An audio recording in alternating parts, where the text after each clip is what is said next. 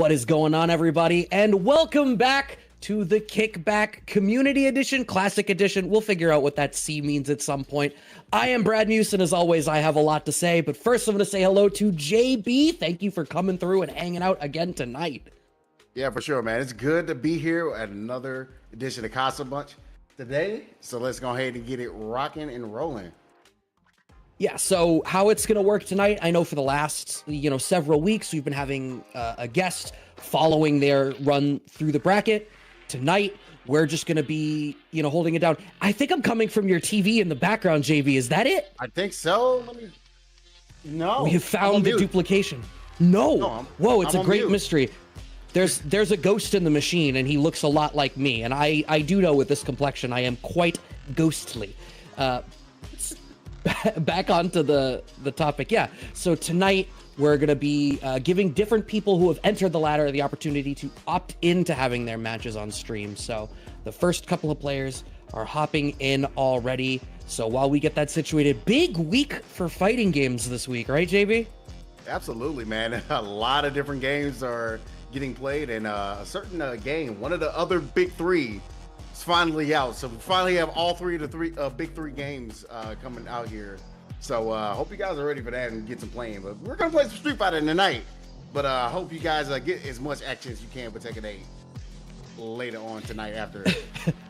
Yeah, I grabbed my key and I like misread when it was going live. It was like ready on the 26th. I was like, oh, well, that's perfect because I'm not going to feel conflicted during Casa. And then I, saw that it actually went live and I was like, I'm going to be at a tournament on Saturday. And I'm like, I have to figure out enough of a simple strategy to be able to hold my own. Right. And it's going to be weird starting from scratch. Yeah, I have no idea how I'm going to be able to pull that off if I decide to go to a tournament this weekend as well. Because I definitely want to get my head to just kind of play with a bunch of folks that are around. But like I said, I'm usually a Street Fighter guy, but I have dabbled in a lot of Tekken, a lot of different Tekken games. So I see how I can stand up on the new iteration. Yeah, I mean, Street Fighter will always be my first love. That's one of those things I think for a lot of people is, there's a game that you really just find yourself at home with, and right. It's what's always going to be coming back to you, and you have different. I feel like every generation of fighting game title, I find myself landing on another game that is the one that captures me that time. Todokai and Pickelstein opening up for us today, and it's the JP mirror. We were just complaining about this character. We're just talking about Just Pimp and JP in the building. Like, but Todokai's my boy, so I'm gonna go ahead and give him a little bit of a pass. But I will say this though, Todokai, as much as I love that guy, he always plays the characters that I cannot stand in a Street Fighter game. So he's Yuri in a Street Fighter 5, and then it's JP in this game. I'm like, dude, why do you do this to me every game? Jeez, seeing a pattern. It feels real bad. And hey, we are dealing with some full screen JP shenanigans. The only way to answer the monster is to become the monster yourself. Nice anti-air coming out of Pickelstein. I appreciate that Pickelstein went with the green costume. Keeps it on theme. Much. It really does. Like it green and purple are actually a really good combination as well. So like, yeah, it works out. That's a common thing in like actual color theory, right? You do art, so this is something we can actually talk about. Yeah, absolutely. Like, yeah, it's definitely a color theory thing. I know like one of the colors is like blue and orange, and then purple and green. Is, like good complementary colors. So definitely all works out. The Joker owns purple and green, so with green being my favorite color, it makes it hard, because whenever you want to do anything complimentary, suddenly you look like you're a real fan of living in societies. We do not have the pickup here. Todokai does not believe that they'll have the kill, but locked down in the corner. No, air-to-air's not going to work. Back throw. Pickelstein has an advantage now and has the level 3, so Todokai's actually super stuck. Oh, yeah. Luckily, Todokai is not burned out, but that was real close to getting dangerous, and you cannot DI in that situation because you have no life left. Pickelstein notches this up, man. 1-1. Oh, I love that one blaze sale just starting off. Right, and we're back to full screen. Pickelstein is definitely ending up the aggressive one in this matchup between the two of them by default. I feel like Todokai is the one who is backing off immediately and just trying to start playing a zoning game with Pierce. And he's cornering himself as a result of it. Now just getting absolutely smoked. How far can we press this? Ooh, oh, what a setup. Indeed. Yeah, man, that was a really good setup, man. Just faking him out with your ghost and seeing who's going to be able to land and getting that grab that he needs. So Picklestein gets the first game, and I think Todokai is going to sit back and be like, yeah, let me take a moment. Ah, Todokai is busting out the DJ. Okay, I see you. I see you, fellow. Yeah, I mean, he has really good anti-fireball tools in the backsway. He has even just great mobility off of a DR, so like perfect parry on a Pierce into DR from much farther away. You are able to, you know, threaten with real damage. Right, even there, you're at mid-screen. You can't check it. Ooh, I think we got like 1 frame of DI there, it looked like. Yeah. I know it doesn't have armor for the first couple of frames in a trade, right? No, yeah. Just got pretty much lucky there in that situation. But, hey, it worked out for him in that case. He still has a life lead, got the amnesia coming out. Yeah, and it's the same thing. Yeah. You're playing over here. DJ can play over here. Has to use the reversal level 1 to Picklestein. Yeah, I don't know you want to trade ghosts with fireballs with JP sitting in this range here. Sitting at this range and having the life advantage that he has, even if the trades are unfavorable, Picklestein can make more of them than you can. So yeah, right now Picklestein is looking real healthy on set point. Trying to see if we'll be able to get some kind of momentum from Todokai. It's a little bit of a good start, but you just got to keep that momentum up there. There's the DI again, just tackling anything that Todokai wants to do. Yeah, DJ is a character who's super susceptible to DI, and Todokai's playing at this pace where there's a lot of like immediate cancels to try to keep stuff going. Now, full screen, down around, we have CA, but you also need to be really afraid. Backsway, nice counter hit starter. This actually could be huge. Yep, just keeping it simple.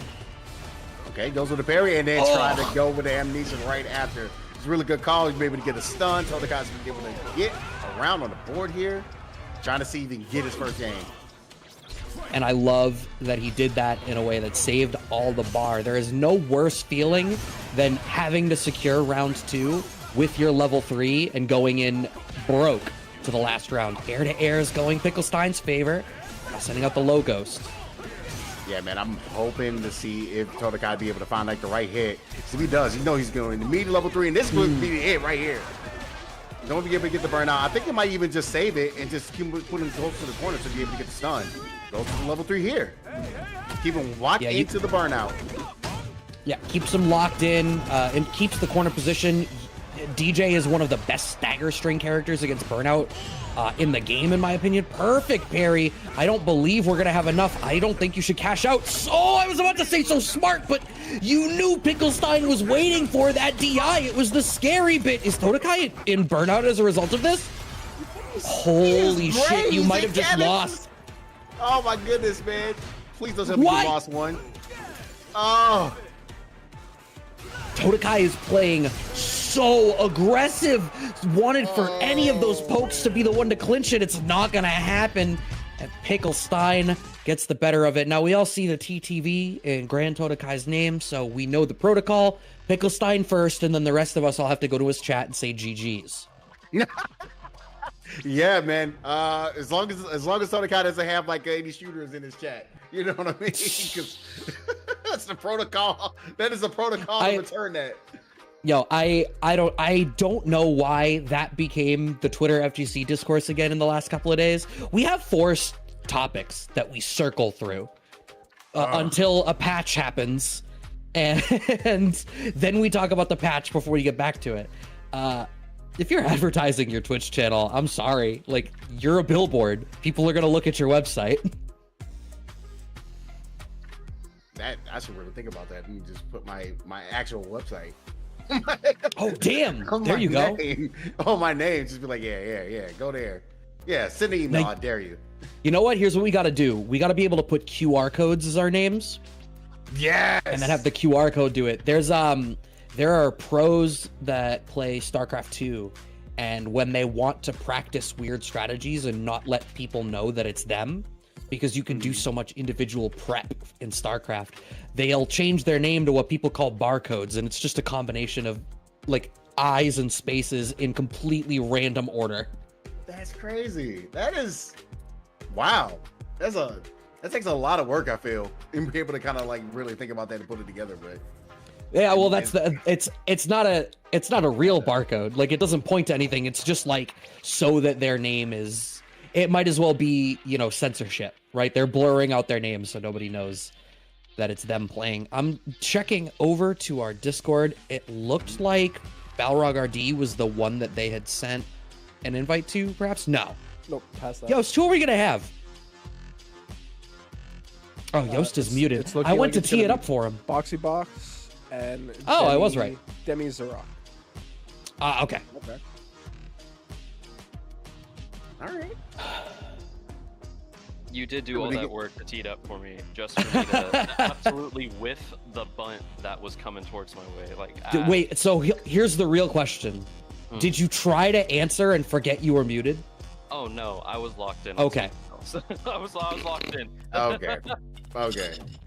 Nah, I would have loved it. It's fine. Hey, it's one of the things that you get at the Casa, right? We are not interested in the velvet curtain that hides whatever is really going on in the background.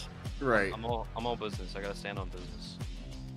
You gotta stand on business? I do. How much clearance does that get you? How many inches tall is clearance when you put it in your platforms? I don't think I'm just at liberty to disclose that information. I feel like you grossly misunderstood my question. Yost, you're talking to another short, so like you guys can commiserate about that fact. Like, it's okay.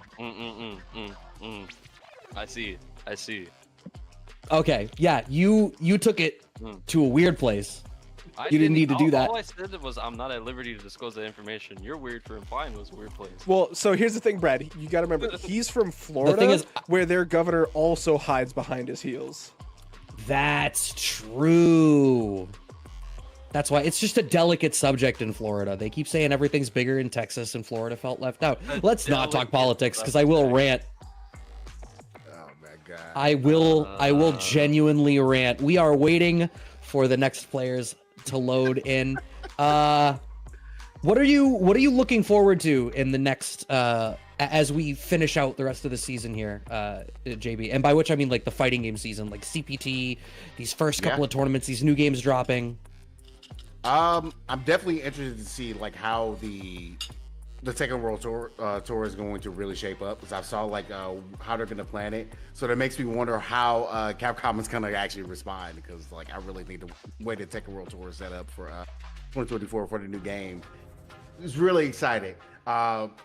Sometimes like it kind of goes to show like you don't necessarily need like $1 million cash prize in order to make sure your Pro Tour gets everybody excited for something to play for, something that's at stake. So I'm excited to see how Capcom responds.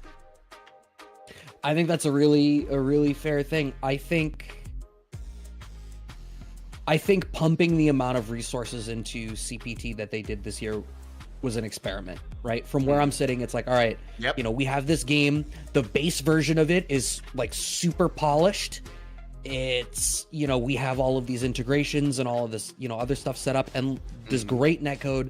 Let's slam it out there and take a huge crack at it. I hope that it's been successful for them. At the very least, it has been a genuine pleasure to watch and commentate it. This is the best Street Fighter has been, I think, in a long time. And I say that despite how busted JP is. Yeah, and I mean, I'm having fun with like watching the game, having fun seeing all these different characters, even with like annoying ass Honda, as you can see on the screen right now, going against like slightly less annoying Manon. What's wrong with Honda? I give you his blips with Honda. Yeah, let me get. I don't know. Maybe it's just the way that people like play online. See, my problem with Honda, and I have an old friend who plays Honda, and I did ask him. I was like, hey, this character, they're boring as sin, right? I'm just like, why would you pick it? Because to me, it just seems like it would be boring. But some people like to just play a simple game and play it very effectively. Unfortunately, Boxy Boss has not been playing it that effectively. As we went on that anecdote, Demi Zarek got 4 medals and a round. I'm saying, and man, it's kind of difficult, like doing certain moves that are like not punishable. Like, yeah, you can see kind of the strategy that Boxy Box is trying to play here. All right, clipped by the sweep. Oh, we are hard committing. Jeez, that's 5 medals now, though. This is a great spot for Demi Zarek. We have level 3 as a result of that command grab. Yeah. Oh, that's a hit. Oh, wow. You're not dead yet, but good lord, and then you gave it the overhead. Into the overhead. Oh. And this is why I'm talking about Honda players. Let's go ahead and just bust out with the most random like butt slam ever. In what universe is Demi Zarek not just chain buffering level 1 or level 3 in that corner and just reversal supering at the nearest opportunity? They just kind of let themselves get chipped to death. All right. Yeah. Life lead now. Yeah, and then that bar, like Box is trying to get that brutal down as best as they possibly can. Really good drive reversal, keeping the corner, put that cross up, and that's something that Demi Zarek has been looking for the entire time, is using the cross up button to be able to close things out. I don't know if this is dead or not, but it's definitely burnt out. But that'll be a perfect. If it wasn't, it was damn close to checkmate. Even if Boxy Boss goes for the Hail Mary, wake up level 3, you're still in burnout. You're still in range to die on chip. I think the thing that I would love to see out of Demi Zarek, like, I like that their defense has been fine. They're not getting hit by as much like dumb shit as they could, but the amount that they are choosing to just block. Thank you. That's what I wanted. You know what? Yes. Way to read ahead. You read the next chapter. Exactly. Oh man, we are seeing the prairies come out and about here. It's really worrying out for Demi Zarek. So yeah, he must have read you like a actual book. I mean, maybe a graphic novel. Oh damn! Gets the command grab. Boxy Boss at a slight life deficit, but this can still absolutely go either way. Oh, please be ready with the real punish. So much. That could have been so much more. You lucky you got that counter hit at the end. Man, I need to see a little bit more like conversions out of Boxy Boss. Be able to try to see if he can get this round back. Still back here. And they're just not coming out. It's unfortunate. But going for the back jump, it's like the worst choice you can make. Back dash, neutral jump, both will punish command grab. Back jump, nothing. Oh, works that time, but we're so hungry for the command grab. Yeah, you're seeing Boxy Boss is like trying to jump it as much. And that's the second time they try to sweep. You're glad they're in burnout to be able to get a punish out of that. All right. Oh, waiting it out, finding the anti-air. Oh, I was waiting for command grabs. Put it up. Oh my God, come on. Neither one of these players wants to hit confirm. Oh my God. They don't want to confirm shit. They're getting ready for Tekken. Sometimes a thing is just a poke. Yeah. I will say that finally a confirm. Right, I am appreciative that Boxy Boss is like blocking the obvious like target combo setup. Be able to like, yeah, I'm not gonna get it with overhead and go into all of that. All right, backing off, waiting full screen. I mean, Demi Zarek literally doesn't have to do anything. Not at all. Like pretty much just sit back and just keep neutral jumping any of these horribly timed like slams and headbutts here. Yep. Oh, and there's a world where I'm holding north there. What's it gonna be? Let go of the controller for a moment. Jump over. Oh, it was always gonna be command grab. That was even a tick throw. Exactly. I think he's going for that a lot. Again. Demi Zarek seems like their defensive choice by default seems to be to just sit there. They're just blocking a lot of shit they don't need to block. And then the only times they're counter poking or spots where it's wrong, that's so punishable. Thank you. We got a proper punish too from Boxy Boss. He's actually on set point. It was pretty cool. Pretty good to see that. Like sometimes like just kind of playing a little bit solid, still playing your game but not going away from it. Sometimes it nets you results, sometimes it doesn't. It's working out in his favor. Another poke. I can't help but feel like what's happening is neither one of them is really engaging with their opponent at all. They're both just kind of trying to do their own thing. They're not considering anything. Think about the number of times that Demi Zarek is getting like neutral jump. The reason we're seeing so many sweeps is because Demi Zarek is going for shimmies and then getting smoked for it because Boxy Boss isn't like whiffing anything. He's just walking back and then punishing the sweep. Sweep again. Yep.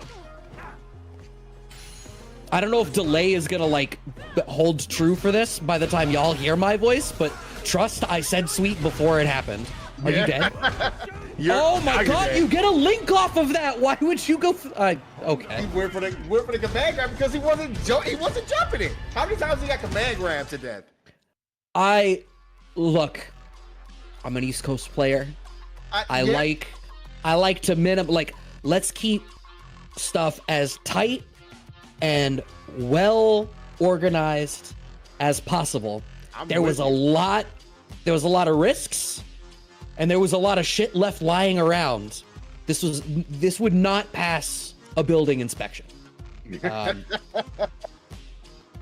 But it gets better with time. I sound like I'm being very critical. What's good is these are easy things to fix. These are things that get fixed with time and just concentrated effort. You start to be able to recognize and see, oh, okay, the jab connected. I'll just finish it out. And I know that it'll happen because I went through it. We've all gone through it. I still go through it sometimes, so I get it. Sometimes you have to just be like, yeah, that's right. I can go into this and just to continue it. Make sure you see the head. Yeah.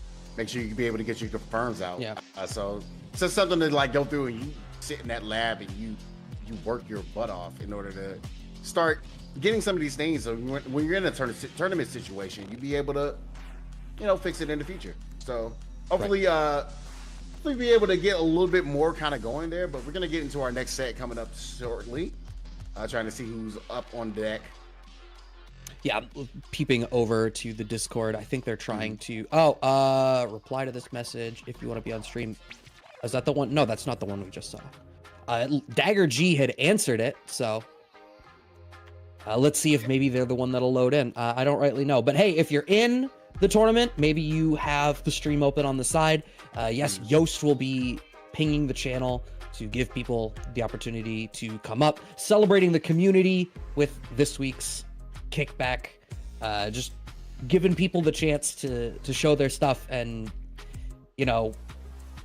demonstrate where they're at, maybe get a little bit of feedback of where to improve. It's one of the most valuable things when you play in a tournament is that you get to measure yourself. 100%. And speaking of measuring themselves, I'm seeing a lot of players that I don't normally see in CasaBunch, or they're usually in CasaBunch, but are not, necessarily having the ability to get into like a top 8 situation so far. But I'm looking at the standings right now. We got pretty interesting standings, man. I see my boy Marv is putting in some work, man, getting a quick dub on the board here. Hopefully, get more matches out of him.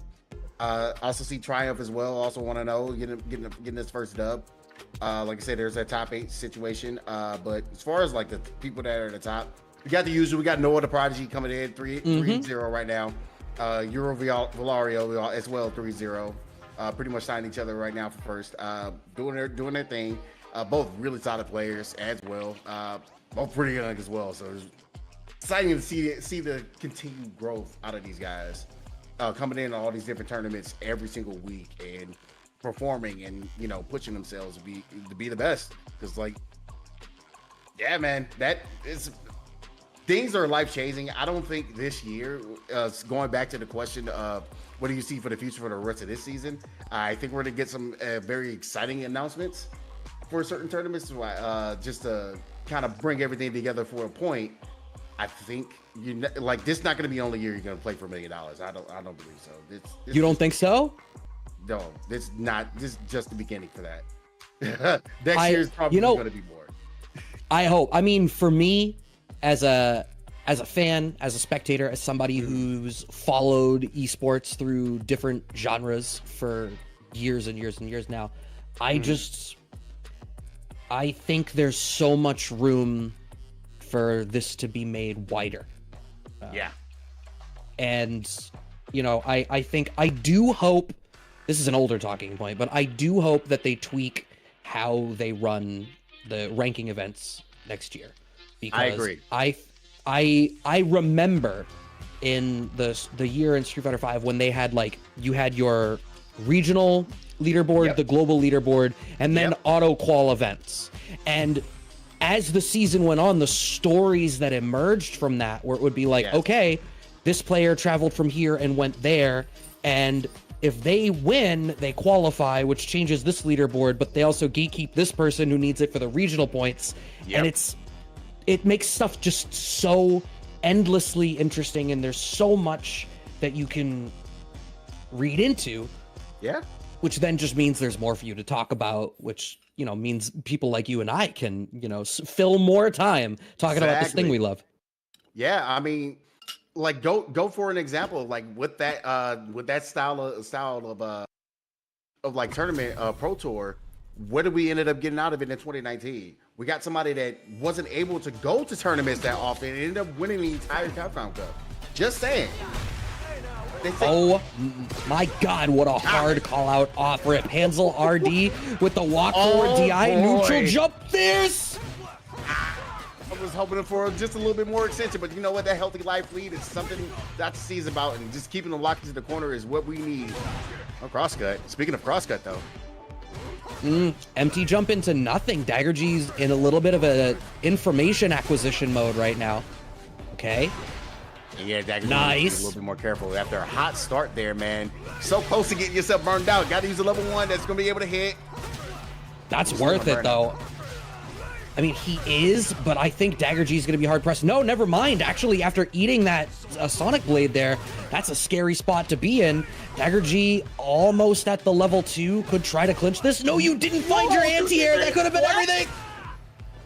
You didn't flash it? Wild.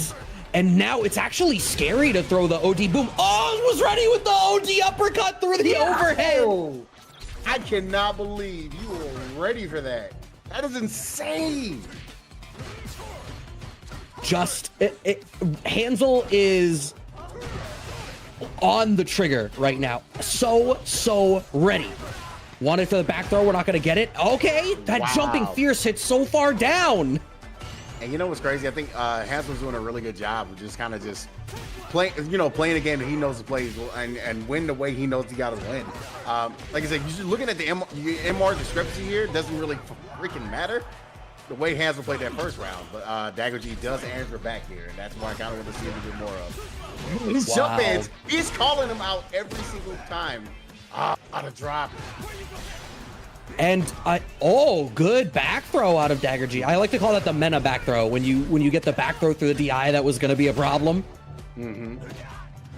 All right, controlling the space, keeping Hansel locked down. We have the level 2 bars available, so level 1 is scary. Accidentally corners himself here, does Dagger G. Oh, that's going to be a hit. Landed on the fireball. Still got to take a little bit of chip from the booms here. Just barely getting back into the Wizard of Oz. That's a nice hit. Can you build to the level 3? Yes, you can. But no completion of the combo that's going to hurt. Okay, jump out. No answer. No anti-air again. Hansel has corner control. Wants for the fireball. Nice. No, that'll close it out. That is absolutely the first game to Dagger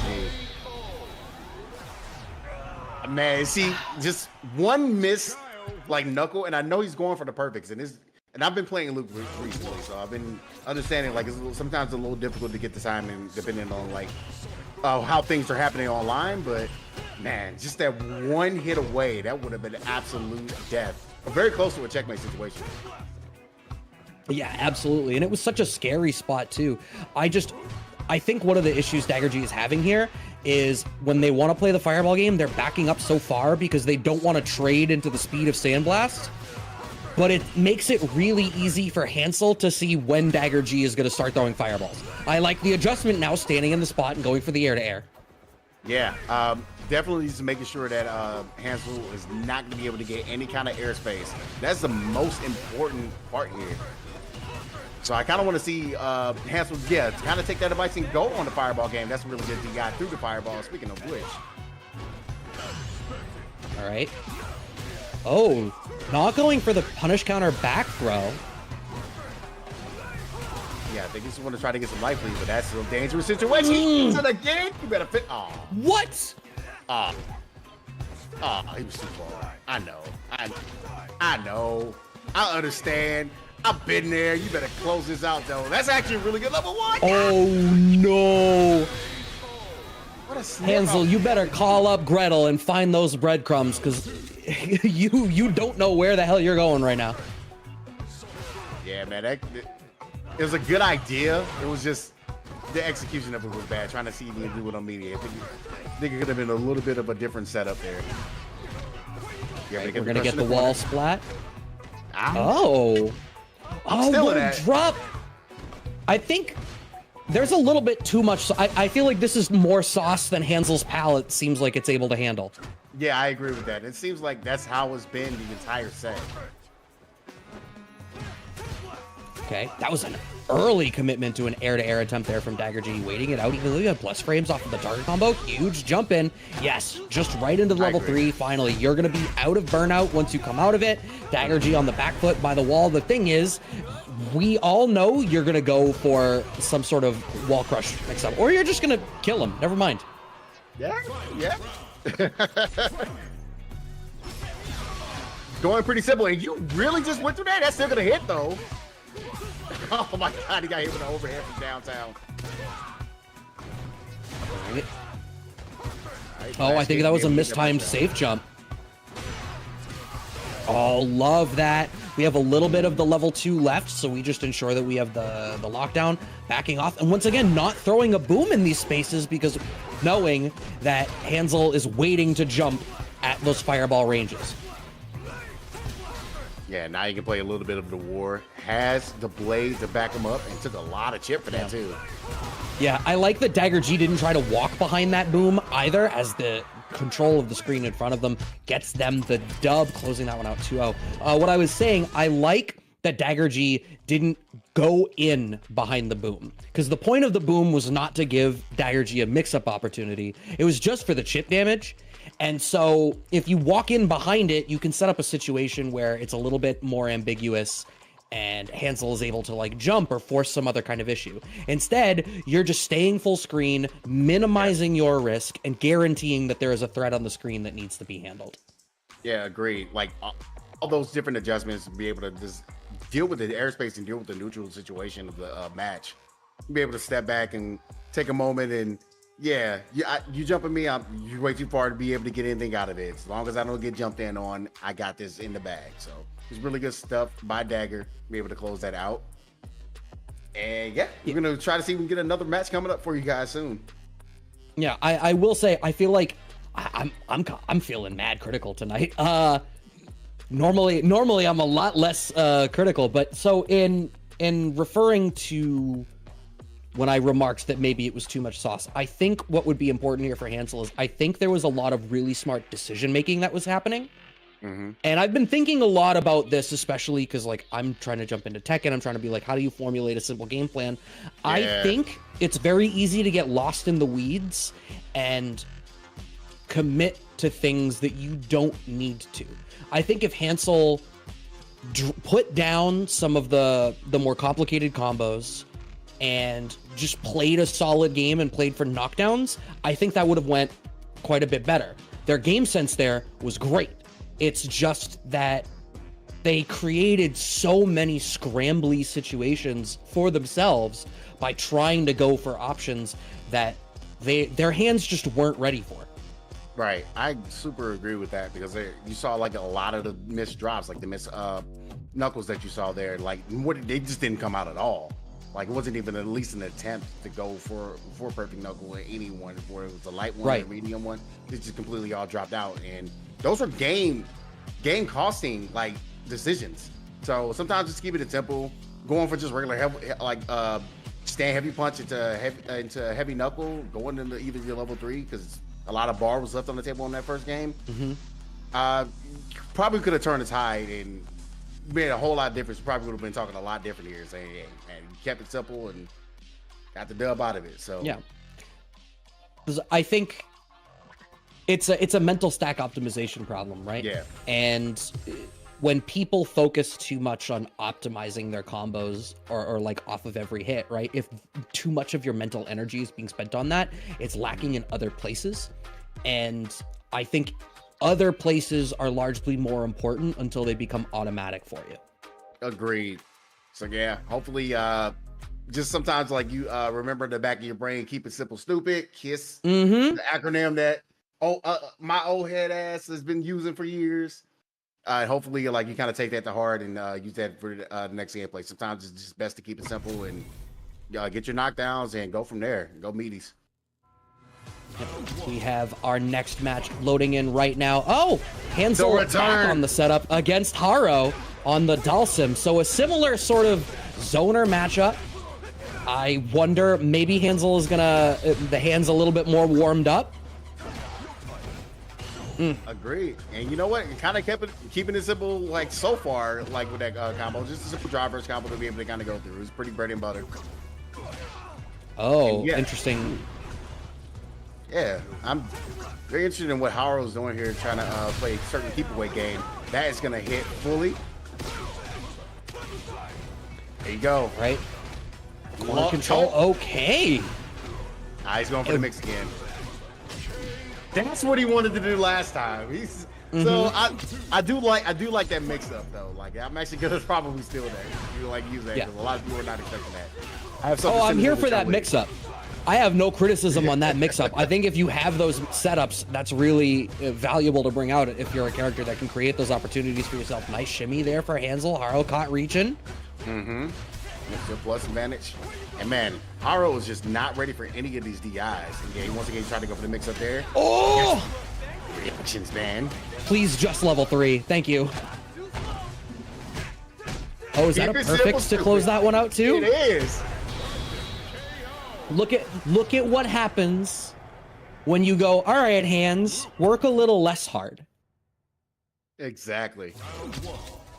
That is as much kiss as you can get there. The band will be proud. Absolutely. Taking you out to Detroit Rock City. I think if I wanted to levy a critique against Haro here, I feel like, I feel like they're not really being active in the way they're controlling the screen enough, but I think Hansel just has a really good read on where to be jumping. Okay? I would say that I would like Haro to kind of like, instead of like doing jumping, like kind of like, go with the float game. Try to see if we can get a little bit more, like test your ability with the teleports here. Right. I think Haro's controlling really 2 vectors, right? Down forward in front of him with jump in roundhouse or jump in fierce, or immediately in front of him with crouching strong. Sim is better equipped to do like top left to top right, like at the vertical level with air to airs that way, or to control that. I think there are absolutely choices for Haro. Okay. Oh, no counter DIs from Haro at all though. You got a little too greedy with trying to press a button. Reactions is just not there. He does it again, but there we go. There's the reaction. You got to see a level 3. Keep it simple. Thank you. Okay. Big damage. I don't think this is okay. It is gonna kill. Don't ever ask me about damage values. I was like, yeah, I think it's my kill, but I'm not gonna say anything. Lately, I've been like missing on that point where I'm seeing something that might end up killing and it ends up not killing, and I'm like, hey, really, a pixel? I mean, you're not always one isn't always ready. All right, still keeping that lockdown. Yeah, and I like that Haro's sort of recognizing when Hansel is in that jump in space and is taking an extra moment to wait and ensure that they have that anti-air ready. Jump over. Now they're caught in the mildew. Yes, counter DI. All right, so now I want to see something a little bit different from Hansel. Been trying to go for DI twice, trying to go in that well and trying to see if we can be able to kind of catch him slipping, and Haro's starting to be like, understanding, yeah, you're DI too much. Oh, it's time to be ready. You see the DI coming out there, hopefully in respond. Also because of the burnout. Wow. Oh, back throw. No anti-airs, please. Haro is I was talking about the mental stack optimization stuff. Haro's having a similar problem. I feel like DI is too much on the table now. Okay.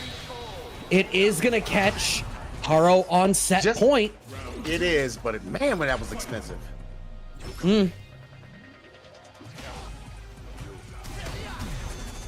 Okay, right. Yeah. Haro is specifically using float in that way, exactly like you were talking about, to bring out DIs in that spot. Oh my goodness, you're going too much into the well. Now you're in burnout. Surprised there was no back throws to be able to like get a stun, but you got teleport. Oh my god, my man was holding some north, finds the air, that anti-air, and now we're just keeping Hansel locked down. You're gonna block whether you want to or not. No anti-air! Why would you go to DI? I have no idea. Like, just go ahead and protect your airspace, please. He's going to jump at you. He's looking for a fireball. Oh. No, now you're in burnout. This is mad scary. Late throw tech, parry pump out of Hansel, burns them out. Just a raw ass level 3? Jesus. What was your aim? I don't know. I'm genuinely watching on the playback. Yeah, I don't know what that was meant to be in response to. I think he was looking for a fireball. You saw him buffering the entire time, but like nothing was coming out. Hard was like, yeah, dare you? I triple dare you. Come to me. And it's like, oh, okay. I'm gonna do thing. I press button. I lose. GG. Yeah, I mean, sometimes you overcommit to the buffer. I'm mad guilty of this as a Chun-Li player. I have that super too, and sometimes I just start churning, and you're like, wait, did you move? I was like, no, my nostril flare. Like, good enough. Send it. Yep. I've absolutely also done it before as well. Like, just trying to look something out, and oh, you jumped? Are you close enough? Because you jumped at a weird angle. I still got hit. Never mind. Is there anything more tilting than going for either OD up kicks and you don't get the follow up because they're too far away, or what's more tilting, that or you super 2 through a fireball and the first hit connects and none of the rest of it does? Else. This is absolutely level 2. I can deal with maybe I tried the anti-air, didn't come out all the way. Yeah, that cost me the game. That sucks and makes me angry, but nothing tilts me more than having the right read, you know, and I'm like, okay, I'm at the space here, get to level 2, go into it, so I'll be able to either go for a left-right mix-up, or I send you to the corner. Does come out? What are we doing here? Why am I here? Just to suffer? It's like word? It's like you get played by it like a damn fiddle. Absolutely. It's I was. So full disclosure, I was playing ranked before I hopped on the call tonight, and between the input system not wanting my throws to be throws and super 2s, because I played nothing but like reuse Guiles and JPs all night, and I would super 2 through a projectile and then just get block punished, and I just, oh god damn it, sets me off. We've been seeing a fair bit of Luke, and it looks like there's another Luke loading into the lobby here. Luke has been getting talked about a lot in current FGC discourse. What is your take on Luke? Luke absolutely deserves to be there. As a Luke player, I've gone through it. I've gone through and messed around with this character. After I took care of my Chun-Li business and got my Chun-Li to master, I was like, okay, let me go ahead and mess around with Luke, like I said I was going to do. And I'm like, why is he able? There's a reason why in my opinion, I have my top 5 the way my top 5 is. Most of it has to do with the ability to do your sentence off of parry drive rush instead of drive rush cancel. And because of that, and because of the damage that Luke and DJ could get out of just like, let me go ahead and spend three bars to get like 6,000 damage. Like, Luke is one of those characters. I'm like, this character is stupid. It's so messed up. Especially when you have a god button like crouching medium punch. Just there at your fingertips. All you do is press this once. Hits like 75 meters away from your character. I'm like, okay, it's real good. I could go ahead and convert it to anything. He's got that private military sector money backing behind that ordinance. You just know it. It just makes no sense. It's real strong. So who is your top 5 then? I don't know that I've heard your top 5. Okay, so while we get into the next match, we're loading up my top 5 in this order, and you're gonna be shocked at number 5.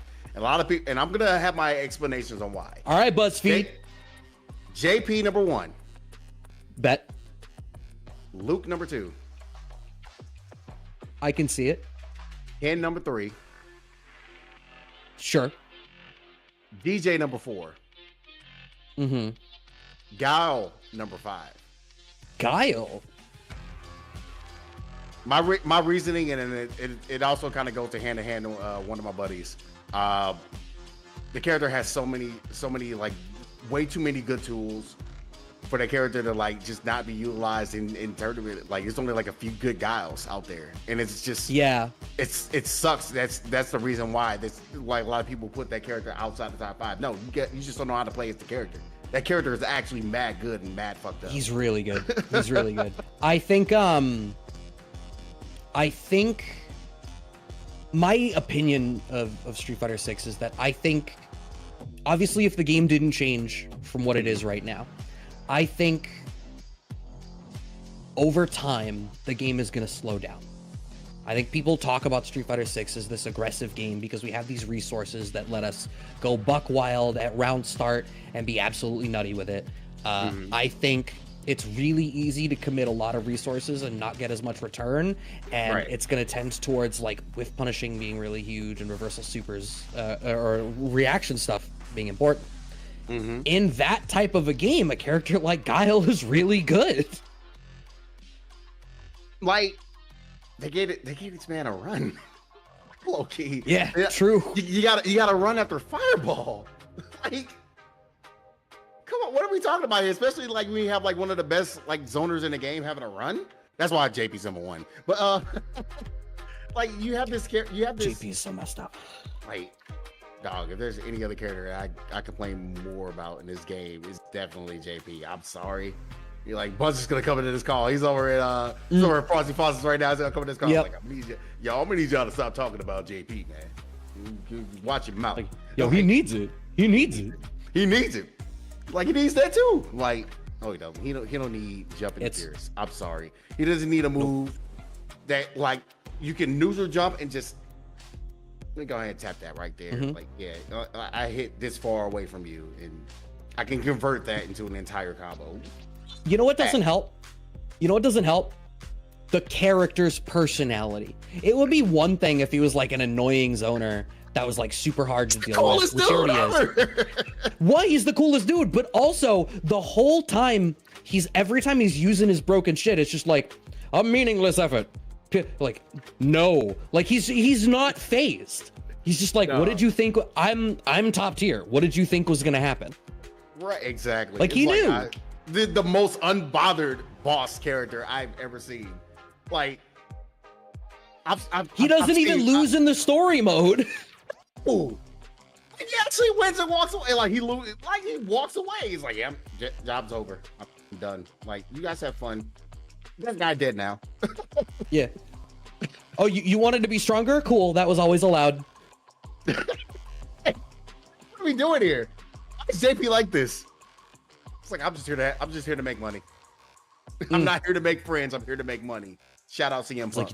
It's like, do you know how many times Dictator has had to die and come back and die and come back? I finally have access to this man's funds. Like, the paperwork and having to make sure, like, yeah, he's still alive. No, he's still here. He's just went into another. JP sitting at an insurance audit. It's like, I'm so sick of this man. Please go away for like 10 years. Here we are 10 years later. Now it's my turn now. What did you think about the Ed trailer? I think the Ed trailer looks pretty cool. Clearly he has his snatcher back, which is gonna be the bane of existence for some people, especially if he has his V trigger too. You're on borrowed. That's gonna be his. I'm willing to bet that's his level 2. If that's his level 2, I hope that is. I'm gonna have so much fun calling this character out. like I get to use like the fun stuff that I use on commentary for Ed that I use in Street Fighter 5, man. Because like my favorite thing, like what they gave him in the last season, I really hope he has that extension where he does flicker into the extension punch. I'm like, yep, eject. Oh yeah. Every time. Noticeably, I'm never he's never missing changing V that. Trigger 1 bubblegum. What? Oh, like, well, I mean, we didn't see it in the trailer, but Well, it that's what also I'm wasn't saying, a like, gameplay trailer. It's noticeably missing from the trailer because like he's in a train cart. It would have been perfect for him to just let it go, and then we would just be watching Ending Walker gameplay from the rest of the trailer. Just the whole time through Metro City. Right. Jeez. All right, we are loading in for our next match: Daryl Steven versus Sonata, and look at that, more Luke on the screen. Exactly, man. Hey, if it ain't Luke, he ain't trying. That's all I'm gonna say. Jump in, no anti-airs. People are, I think, by and large, there's a real lack of anti-airs this evening.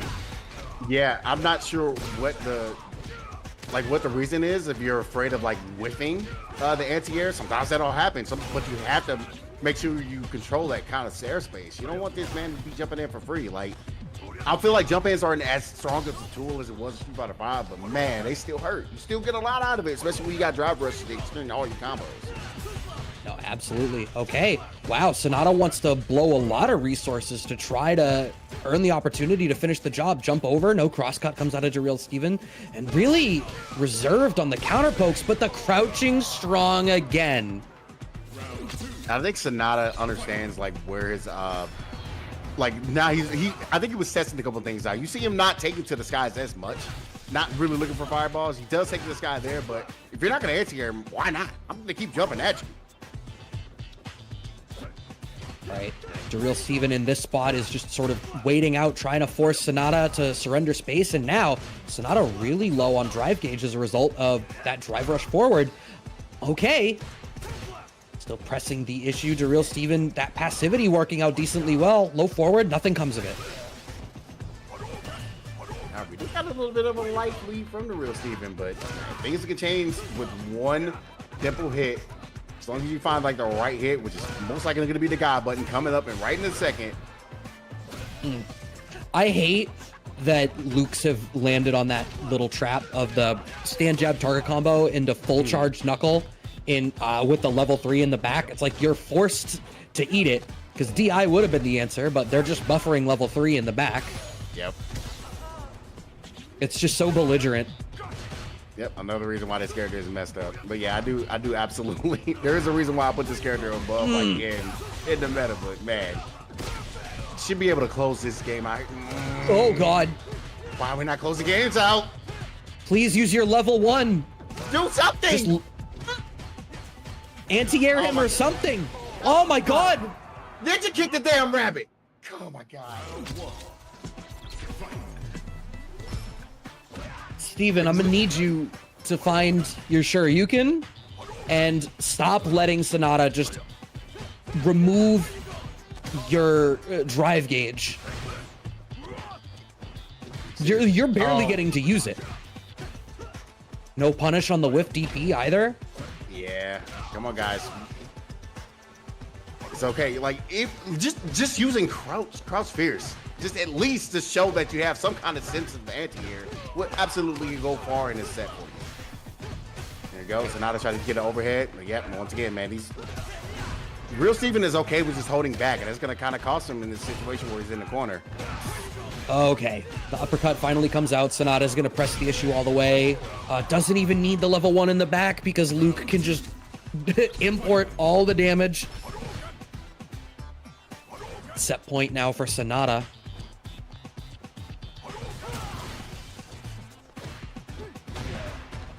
Ooh. All right, got a sweep, got a knockdown, and once again, I understand you kind of want to be content and kind of like holding down back, but yeah, we got. Oh my God, he didn't even cancel it that time. Daryl Steven is just letting Sonata do whatever he wants. Right, throw. Do I see 2? No, wake up buttons. That was a late meaty out of Sonata. gonna have to anti-air this man at least once. And oh my god, that's still negative. He's in burnout. You need to be willing to press the issue. And Daryl Steven commits additional resources there, but Sonata's in burnout, and Daryl Steven doesn't want anything with his free frame advantage. Now Daryl Steven's in burnout, and the one time you go to throw a fireball, Sonata ready with the level 1. That is going to be enough to do it. Sonata is able to close it out. All right.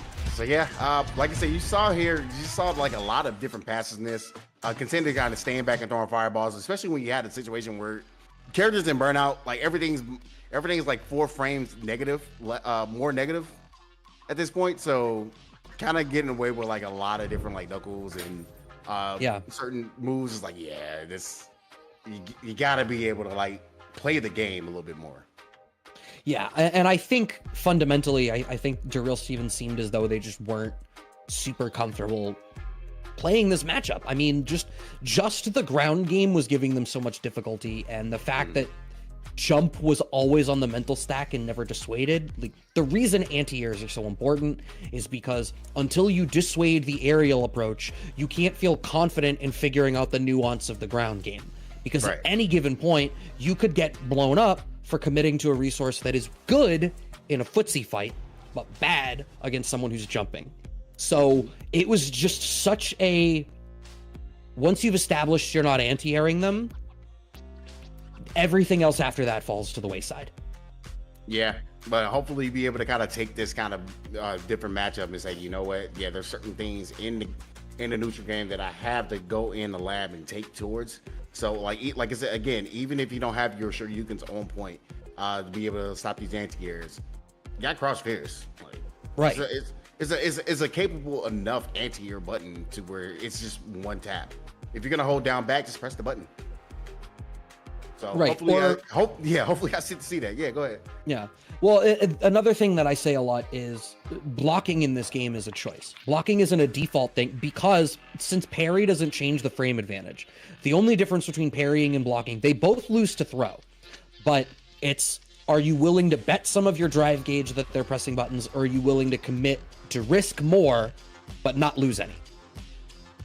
And I think what we're seeing a lot of tonight is a lot of people not only very willing to hold down back, but stubbornly so, where, like we saw there, Sonata was just taking a hatchet to the drive gauge, just doing chain combos into,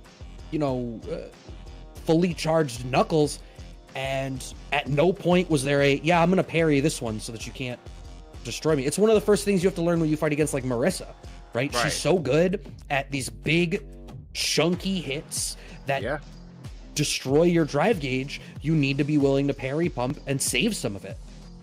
I agree. So like I said, just hopefully you'll be able to kind of go through and say, yeah, that's clearly why I lost the game. Let me make sure that I nullify one different option so they make you play a different option. You'll be able to kind of go through your steps that way. You got to make them play your game, but you're gonna have to stop them from trying to play theirs, which, if you're afraid of anti-airing, they can jump at you all day and then make it to where, like, I'm eventually gonna make this one mistake where, like you said before, the ground game, you're gonna make that option, you just get blown up for it. So right.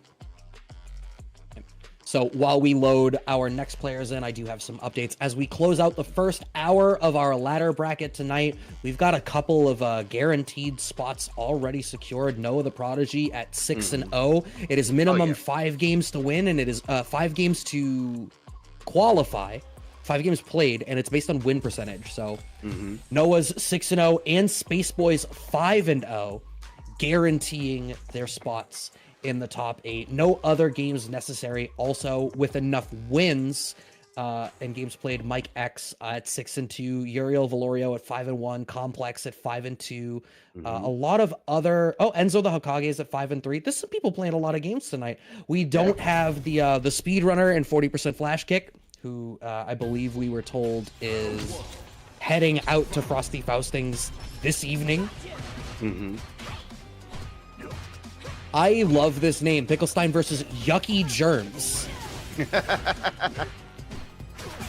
Oh man, there's a lot of stains of pickles, so they kind of make sense. right? But yeah, we're actually seeing also a variety of different characters here now. Instead of just nothing but Luke. Got an Aki on screen. I love that. Love to see that. Now, I don't know that this is a matchup that I've necessarily seen. I don't know how equipped Aki is to be able to deal with JP. The only thing she has that could be characterized as a fireball is definitely not a competent zoning tool for this matchup. So she's left with, I suppose she has a decent drive rush. Her command jump isn't going to be helpful. It's the stagger pressure, but I mean, you could probably... Does command grab lose to Amnesia as well? Yeah, it does. I mean, it beats all throws, so yeah, it loses. So if she goes into the snake slide, you can just churn out OD Amnesia and it's guaranteed. It should be good. It should be good. I have to double check. Go in the lab later on because I don't play a lot of JP, but I have messed around a little bit with it, so that's definitely something to kind of take a bit of a note. But yeah, it should be able to take it, even though it looks like it goes behind her. I think Amnesia takes care of like both sides. Okay. Next up going. Oh, we are able to commit to the level 3 here. Yucky Germs is going to close this round out. Is this is this a perfect? Yep. Quite an answer back after Picklestein's really strong first round, but Picklestein going into this third round now, sitting on 3 bars. That's a really scary spot to be in. Yeah, sometimes you just want to make sure you get the round, so I understand kind of going for the level 3 there, and also like putting the fear in the heart, getting it perfect. It's always a different feeling, you know. But yeah, man, going into the next final round without much meter, you see why Yucky Germs is playing at this more of an aggressive pace. Yeah, absolutely. Big jump in over the Pierce. We have the pickup, not committing the drive gauge for the extra follow-on because we wanted the fireball trap into the overhead. Yucky Germs gets the better of it. Hey, I said it wasn't a competent zoning tool. That doesn't mean she can't use it for something. Agreed. She does have like maybe one tool that can probably get through the ghost. I don't often see it from a lot of different Aki players though, because I think it's mad punishable. So, but yeah, it's using the slide into the kick that like goes like forward. So, ooh, smart.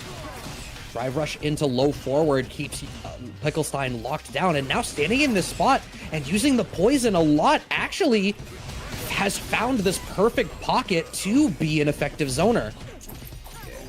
And it's interesting because like when you first saw Aki kind of come out, like saw a trailer and saw like an actual like character trailer, you saw a lot of things that look anti-JP. And then you turn out you kind of I talked to a couple of players that like really put in the work for Aki. You're like, nah, this character, it's completely squashed by JP. It's not even funny. Like, this is so weird to see that. Because it seems like she has the tools to be able to kind of get around a lot of what JP wants to do with the ghost. Yeah, I think part of it is the pace. I think in general, I think the poison mechanic, I wish it offered her more without her needing to land the hit. I think it, like having seen like Shock State and Stain in Gear, I wonder whether she should get some sort of benefit on block for poisoning you, just given how scary it can be sometimes in this game to try to make something happen. But oh no, clipped by the low. That was a counter hit too. What did Yucky Germs do? Yeah, I don't know if you try to press or try to jump or something. It's got completely clipped, but it's still not completely out of it, man. You really doesn't need anything. Just, oh, that was your move, but you still got the able to stop the drive rush that works on lock, and you still have your meter on deck. So that is what was important for Yucky Germs this time. Uh-oh. Okay. Strong start for Yucky Germs. Okay, yeah. The tricky stuff. Okay, I like the attempt because the ghost is only active once they, you know, are close enough to you. So the hope there was that off of the drive rush, they would be able to have a frame advantageous situation and still get the better of it, but not quite. Another huge jump in here for Yucky Germs into the level 3, I imagine. Yes, we want to get as much time out of that burnout as possible. Absolutely. And Picklestein pretty close to burn down themselves. We beat about a bad bar and a half here. Just about. Especially when you're sitting in poison, and we take those trades all day. We're going to GameStop and getting the dub here. 2-0 for Yucky Germs. You remember going back and doing trade-ins at GameStop? I remember I did a trade-in to get Tekken Tag 2, and that was my first Tekken game that I ever played. Yeah, I've had a couple trade-ins, but yeah, dude, that's insane. Tekken Tag 2? Was your Yeah, first that's rated? not. That's crazy. That was. I mean, I think I played Tekken 3 as like a kid on PS2, but not to the degree where I like knew anything about what was going on. Right? What I do know is that we have a matcherino going on over there. 41 codes remaining. This is the community edition, so it would be great if the community raised funds for the community. Word, do what's good for the community. You can go and claim those codes in just a few clicks. We have done the math. It's like 5 or 6. That is not that much. You could do it on your phone while you're ignoring me talk. I know this for a fact. I've done it. Yeah, I mean, he's literally actually done it. Like, clicking on it while he's actually was like telling you he was doing it. I did it a while back. So yeah, it takes a few clicks. If you can put it in, it's 25 cents to the prize pool. These players get paid out, be able to get this together. And if we hopefully be able to get some more cash going in here, man, because I want to make sure like everybody coming in here feels like they have something more to play for. It's always good to come in here and get the experience, but definitely helps out as well if you guys like go pitch at the Mass Arena, man. It's a community effort. Just like you said, it's a community kickback edition. Yeah, so we were talking a little bit about your top 5. I do think so. The Luke discourse for me, the principal reason it's funny is I remember when Phenom was starting to complain about Luke because oh my god, downplaying Ken. Like the most downplayed. Like I haven't seen that much downplay in a long time, and it was like I'm kind of glad we're having somebody coming out and just heating the downplay herd. Oh, it was like it was pretty apparent. Ken still a great character. I don't know like what Luke has that Ken doesn't. Thank you. Like crouching strong, standing fierce. They both have fireballs. They both have DTs. They both have fucked up jumping fierces. Throw loops in the corner. Luke puts out more damage. That's probably it. Or moving normals. And I think is like if you can get the perfect knuckles, like if that's not difficult for you execution wise, then I think that is basically I think the skill floor for Luke, that once you get past it, the sky is the limit. Yeah, agreed. That was the one thing I noticed, and I had to actually ask. Like, I remember like fighting the tournament against Devin, and I was like, yeah, man, how difficult was like my first question to all these different like Luke players? How difficult was it to really get used to like doing perfect knuckles? That's the bread and butter. That's what Luke needs to be successful. Yeah, once you get it, once you get the timing for it, it's just like, man, it's riding a bike literally. I have not tried. I didn't mess around with him at 5 at all, which obviously he but so I didn't have a feel for that, and I've not circled around to mess with him enough to make sense of it just yet. But it is interesting to hear that it is not that hard. I know the biggest issue can sometimes be like jumping from one console situation to another, where the minor differences in input latency can feel a little bit difficult. But I think at the highest level, it seems pretty apparent that a lot of the Luke players have overcome that, as evidenced by all of the graphics detailing how many Lukes are making, top 8s or going to CPT. Agree. Like now, here's my question for you: do you count like as far as the graphic? Because I know the main graphic before one person stopped doing it, the other person was using the graphic for. This includes like how many people are using them as secondaries. Do you count secondaries as far as the count, the number count of characters that are in Capcom Cup? See, I'm torn because I don't think we're far enough along in the game where, other than I think maybe only NuckleDo, I think is the only person playing, and I'm sorry, NuckleDo and Mena are the only people that I think where I look and I'm like, yes, you have another character that you are genuinely switching between based on the matchup at the highest level, in the way that we were seeing at the tail end of Street Fighter V. I feel like if Luke is your secondary, that's not you've picked up another character to deal with a bad matchup. That's I have a pocket Luke. And there's a distinction there between I'm covering my bases and I am ready with the cheap shit. Yeah, so I'm torn on counting secondaries because it's like I don't want to count them because it's not interesting, but I do want to count them because right now most of the secondaries are just people ready to pull out the cheap stuff.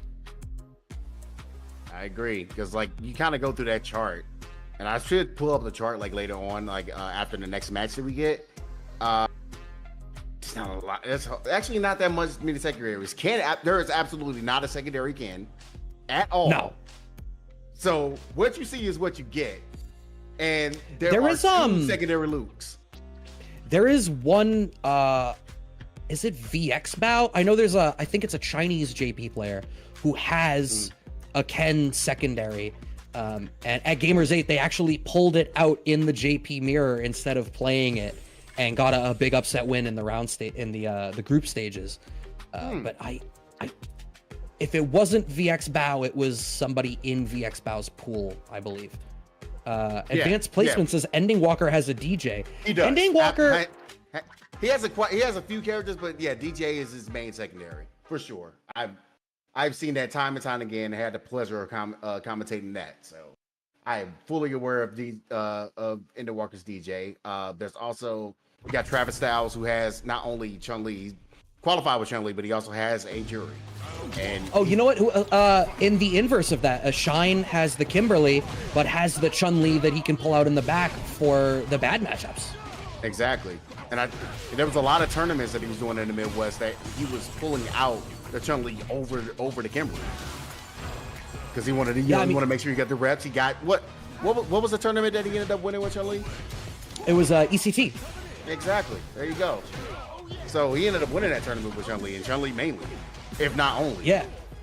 Well, I know he pulled out Chun-Li in winners finals and grand finals, because I want to say it was Just a Kid, and Chun Jury is apparently really good for Chun, and Kimberly Jury is not as fun for Kimberly. The takeaway that I had was that was the smartest matchup decision that Shine could make. We have Ouija and Balrog RD now as our next match as we open up the games for the second hour of our ladder stages, and a big whiff punish with the standing roundhouse. All right, nice little sweep and get over there and getting the bait off the amnesia and just going for overheads. This is like number 3 that he has landed. Yeah, Ouija is, oh no, that didn't kill, but Balrog RD back up against the wall. Any chip will be incredibly dangerous. The fact that you're out of the corner is huge, but yep, off the wall, Eagle Spike. The chip damage was all Ouija needed to care about. First game is on the board.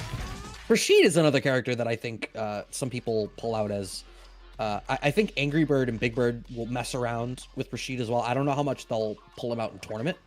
I think they were just starting to. Yes, you're right. Yeah, Dokevin has been playing a lot of different Rashid lately, just to get those reps up as much as possible. And it's good to have like a secondary, really good solid second character they can go to and dip into that well. Yeah, I think in general, I really appreciated the tail end of Street Fighter V. Once we got to that, everyone has multiple mains portion of the game. That's so prevalent in Tekken, right? Like, think about the number of times I watch high-level Tekken where people are just switching characters every time because everyone plays like 6 characters. It makes for these super dynamic sets. Yeah. So I would love to see us get there in 6. Nice neutral jump, blows out the Just Cool, and wow, another overhead. Are you still keeping count, JB? Man, that's number 4 so far. Busting it out, man. Yeah, I'm still keeping count. So I'm still taking a look and like wondering, like, man, how are you getting beat for all these overheads? That should be able to get a pick up, a combo. Nice, so good to see that combo.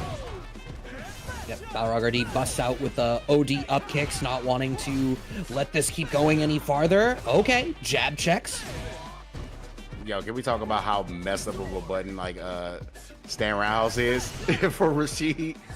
Like low-key kind of like annoying to deal with because it's like, man, can I punish this? Yeah, it's such a weird tool. It's so unique to him. I don't feel like there's a lot of other characters that have a button that is quite like that in this game. Okay, and There's number another 5. overhead reset. I swear we get a 6 one. Level 2.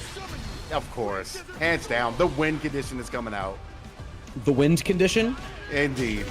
Look at that. Yeah, that, you know what? That awful dad joke deserved that anticlimax of an ending with just walk-up throw into nothing. Ouija gets the better of it. Balrog RD struggled to really get started there, and also at no point blocked their dome. Defense has been lacking this evening at the kickback. I gotta call it like I see it. Yeah. A lot of you are blocking with your face right now today. A little bit. Like, even if you're holding down back and you're able to see, like, yeah, I was just chipping. Nah, you're still dying because you're not making it.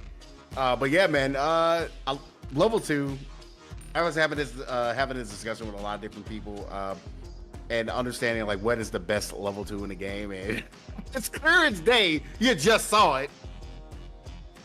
Like, It's absolutely in the short list, but I think there's a conversation to be had about a couple of other ones. Sure. I think JP level 2. Does the build meter though? I think it's more that it's yet another messed up tool on a character that has more messed up tools than they archetypically should ever have. Yeah, it's that. No, like, I'm not gonna take nothing away from In JP context, like it in a vacuum, it's not as good as Rashid's. In context, it's messed up. I think Blanca level 2 similarly really messed up. Yes. I think Chun's level 2 is really, really, really good. I think so good. having a level 2 super that gives you a safe jump mix up afterwards. Mm-hmm. There's almost no reason to use level 3. I have genuinely damage. I use level 3 for the kill, or if I need to burn them out because I know I need that much. But otherwise, it's level 2. I have landed 3 level 2s in one round before, and it's every single one of them is like, yep, I finished level 2, safe jump. Yep, it's either I personally go for the side switch. I go for the mix-up side switch. So like I hit that jumping medium kick. Afterwards, and like I go and try to see if I get the left right mix up, and like I've gotten really good lately at making me stay in front. Yeah. So see, there's you and I got that stylistic difference. Like I said, I want to keep the game as simple as possible. At any given point, I'm looking at the screen. I'm like, oh, what are we playing? The fireball mini game? Oh, cool. Oh, we're playing the footsie mini game now. All right, we're playing the footsie game, but I don't want to overextend. Right. I hate overextending. Can you believe I used to play Laura? That is crazy because, like, as you can see in my background, I played both of these characters in 5. So that's where my mix-up thing comes from. Huh. Yeah, a lot of Mika. And I'll implement that Chun. Yeah, I mean, if you know how to navigate a 50-50 situation or a mix-up situation, once you can do it for one character, you can do it for all of them. It's just understanding. I think the thing a lot of people lose track of is, like, it's always a decision. Yeah. When you're operating at the highest level, every single choice you're making is a decision. Even in a lot of like 50-50 situations, it's rare that a 50-50 in context is like really a true 50-50. Just in the sense that one outcome is probably preferable at any given moment. Unless you have a vortex where it doesn't matter and it loops back into itself, which let's hope nothing that messed up comes out. Yeah, I don't think any character has that. We already have throw loops. Right, throw loops. Yeah, but which is crazy because the character we're talking about right now with a really good level 2 does not have throw loops. Right. But she's up here in some tier lists out of Europe and Japan. She's in top 3. Yeah, they are. We're really ranking this character high. Which, yeah, I'm sorry, I have her slightly outside the top 5. I have her at number 6, for sure. I think she's better than Jury, and I think she's better than Cammy. She's absolutely better than both of them. I think she can play the same game as Cammy. I think Cammy is better at keeping the momentum, but I think Chun is better in a more stable situation. Mm-hmm. Like if you're a better player when you're scrambly, Cammy is the better pick. Right. But I think when you consider the different damage optimizations that we'll start to see out of the highest level chuns of like not going for DP anti-air, but finding stand roundhouse into combos, right? It turns jumping against her into like, yeah, you can still eat 50% damage because she has 2 bars and she's going to level 2 you into a safe jump. And that's the same situation as if you got hit by the low forward on the ground. So her having among the strongest ground games and all of that anti-air damage is just super strong. Yeah, like I also take it like in the stock, like what makes a super strong character in this game, the ability to follow up your fireballs and walk behind them. I know Gao was the big pain, like he's still a big pain with that, but especially with Sonic Blade. But with Chun-Li's like fireball and the fact that it dissipates after a certain while, especially your light fireball, you can walk behind it or drive rush after it, which annoys the heck out of so many different good players. Like I think that's a standing for like what makes a really solid character in this game. Yeah, it's the same kind of premise, right? Like I was talking about, you're in that fireball minigame zone, but you know, if they're not willing to jump over it, it's like, all right, well, if you're going to stay there, I'm going to come to you. And now blocking the fireball has implicit, it's not like in previous titles where like blocking the fireball just meant you took some damage. Right. Now it's like, nope, if you engage with the fireball and I happened to DR behind it, then now I get a mix up.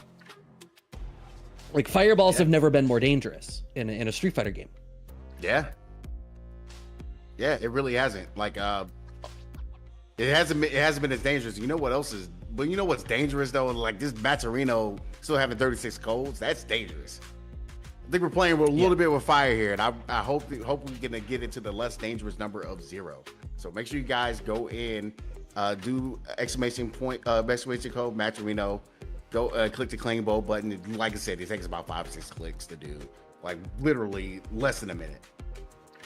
Yep, and as we say every time, all of the money that is raised for this goes directly to the players that win the top 3 at the end of our bracket this evening. If you do not claim those codes, that money just disappears back into the ether.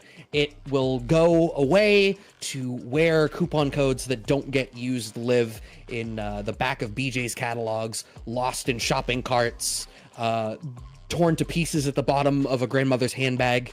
You know, you don't want that for these codes. You help a code in need and donate a free quarter to the Kickback Matcherino. That was good. I love that. Somebody put the Sarah McLachlan song on right now. In the arms of the angel. Oh man. Oh, that's great. It's always fun to just hang out and vibe. If you're just joining us, hey, this is the Kickback. We do not have a guest this evening. Instead, we are highlighting the community and allowing the different people in our Discord to elect to have their matches on stream. And we have 2 players in the lobby now. I think we're waiting for the next one to come in. I'm just looking to see who we pinged. I think is that Dekar and Demi Zarok? I think it is Demi Zarok. It's on the Manon again. Nice. Oh, this is going to be an interesting one. Was Dekar the same Dalsim that we saw earlier? Okay. No. I think that was like Holdo or something. I want to say. Dekar yet tonight. We've seen him before. Just not tonight. Right. Okay. Why am I thinking Holdo? That's The Last Jedi, and I just triggered the Star Wars fandom. It was Haro. Haro, thank you. Yeah. My brain is on sideways today as we are loading in here Manon versus Dalsim. And you know what I got to tell you?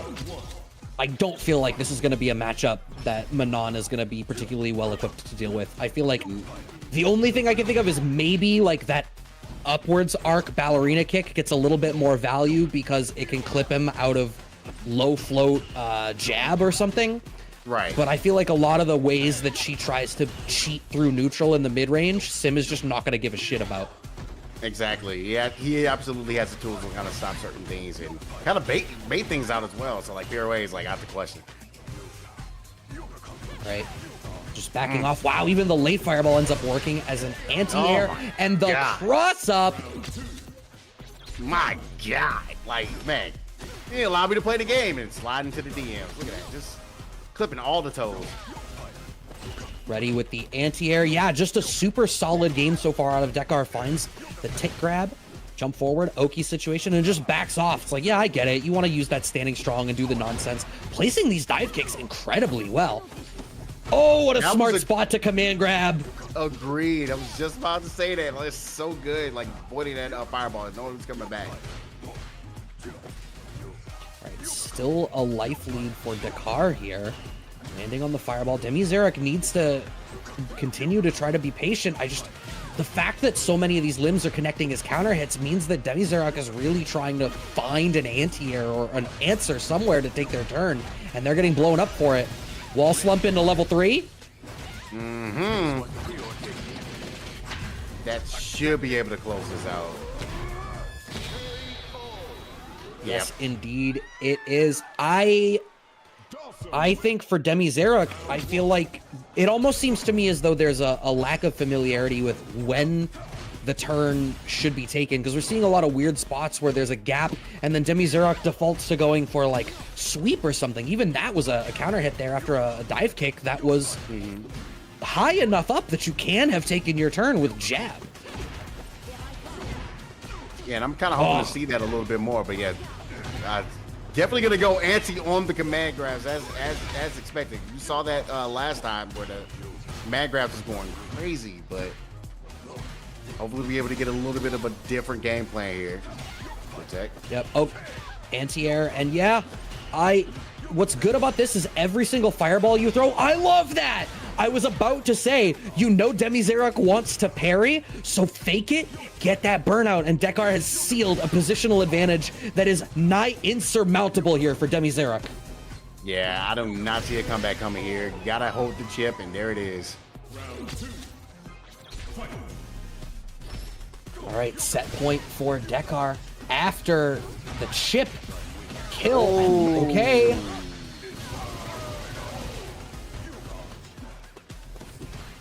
All right, locked down back at the corner, out of range for any of their tools. Yeah, Dekar is just straight up refusing to engage at any range where Demi-Zarek has an option.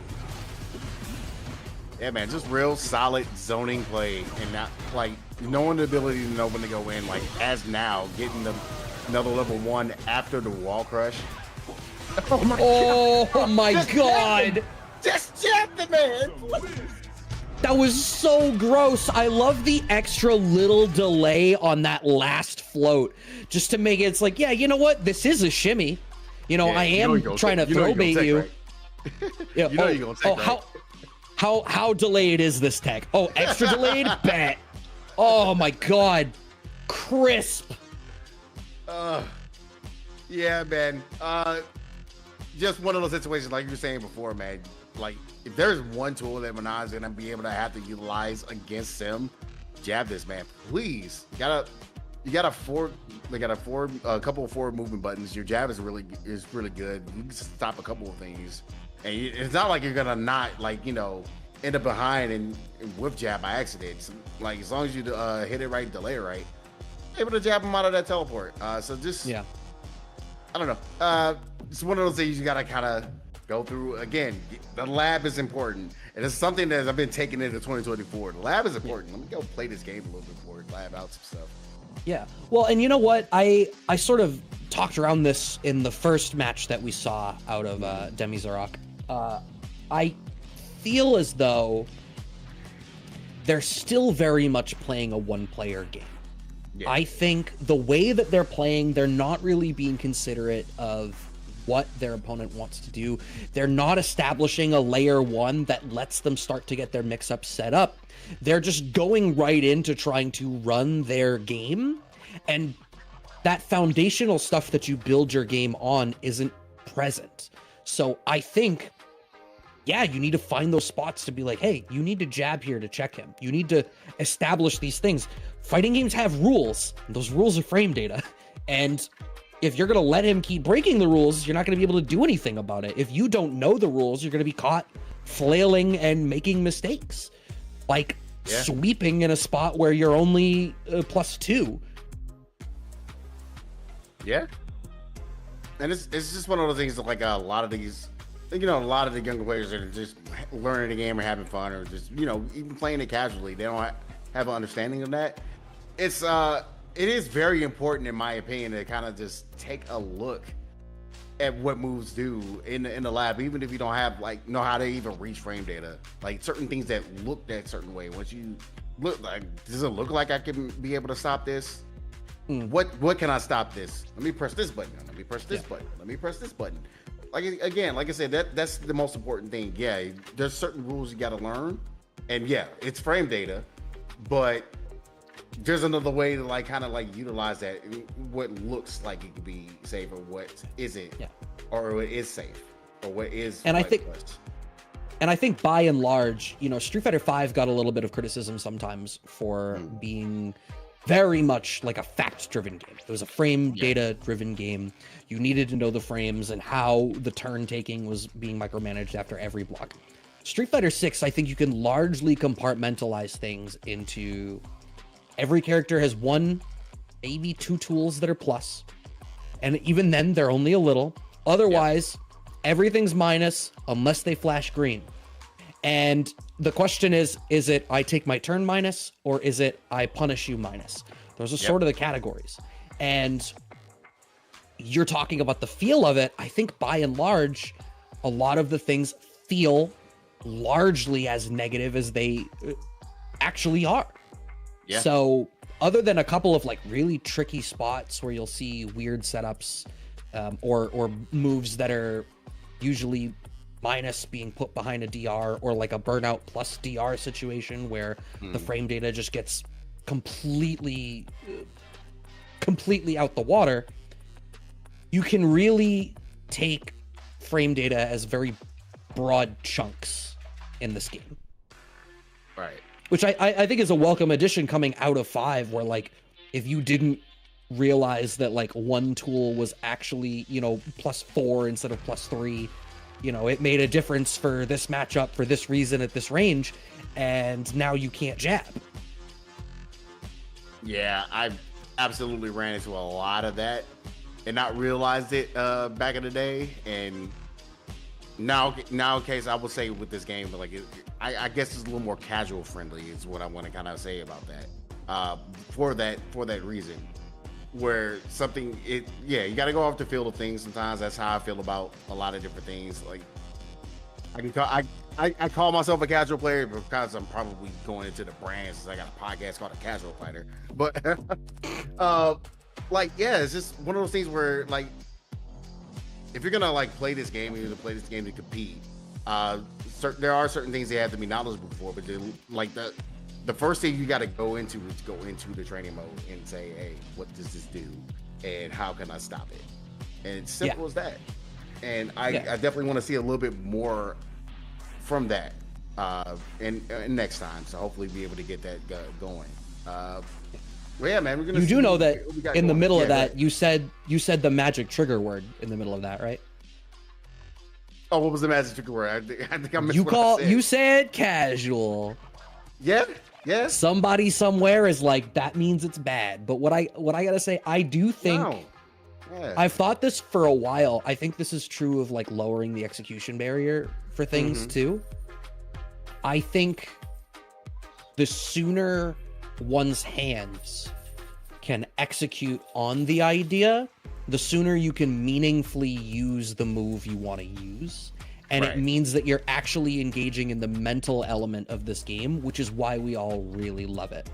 I do appreciate games that, have high execution. I appreciate that there are characters that, even in the most accessible games, sometimes there's characters that have, this weird execution thing to them. And for people that like that, that's fantastic. If you want to... If part of the fun for you is knowing that you're operating at this, dexterity level to be able to bring the optimal stuff from this character to life, but you don't need to in order to be meaningfully engaging with the game in an intellectual level. Right.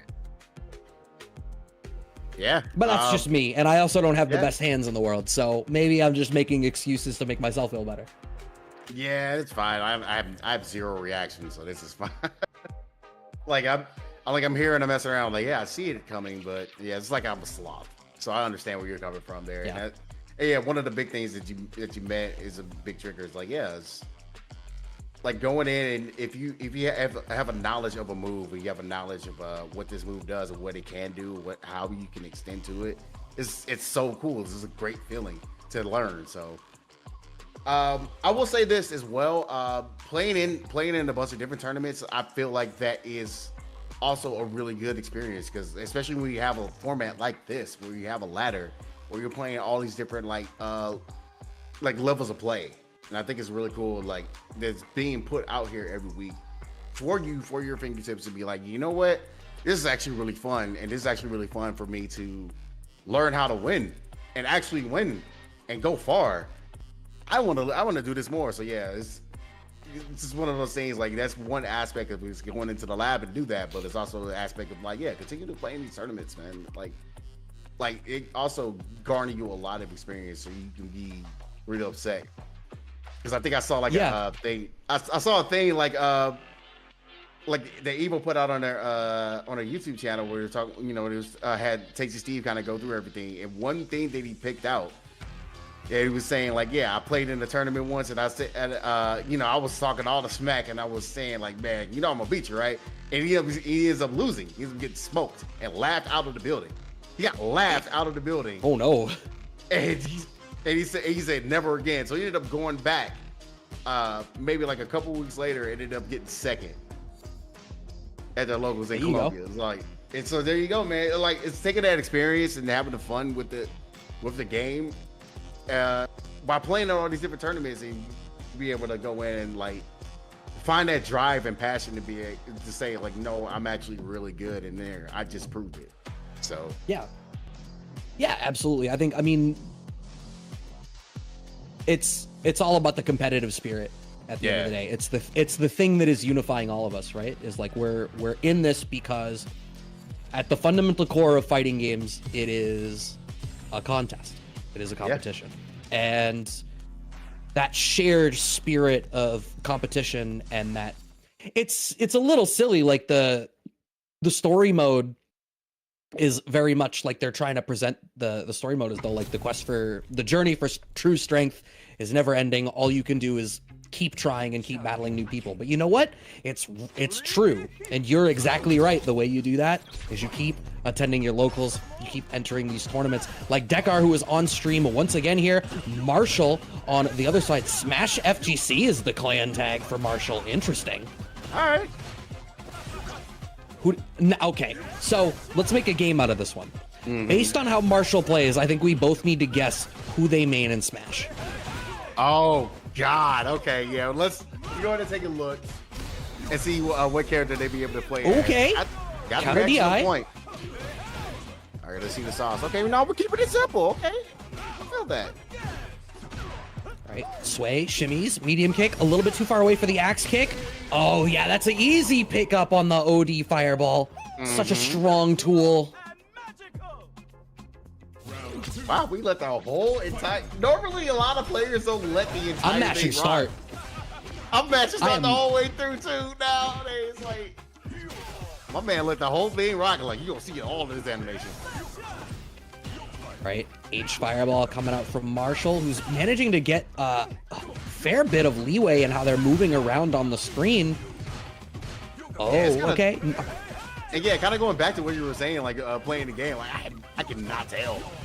Like what do you expect though? It's 90 characters in that game. So. That's true.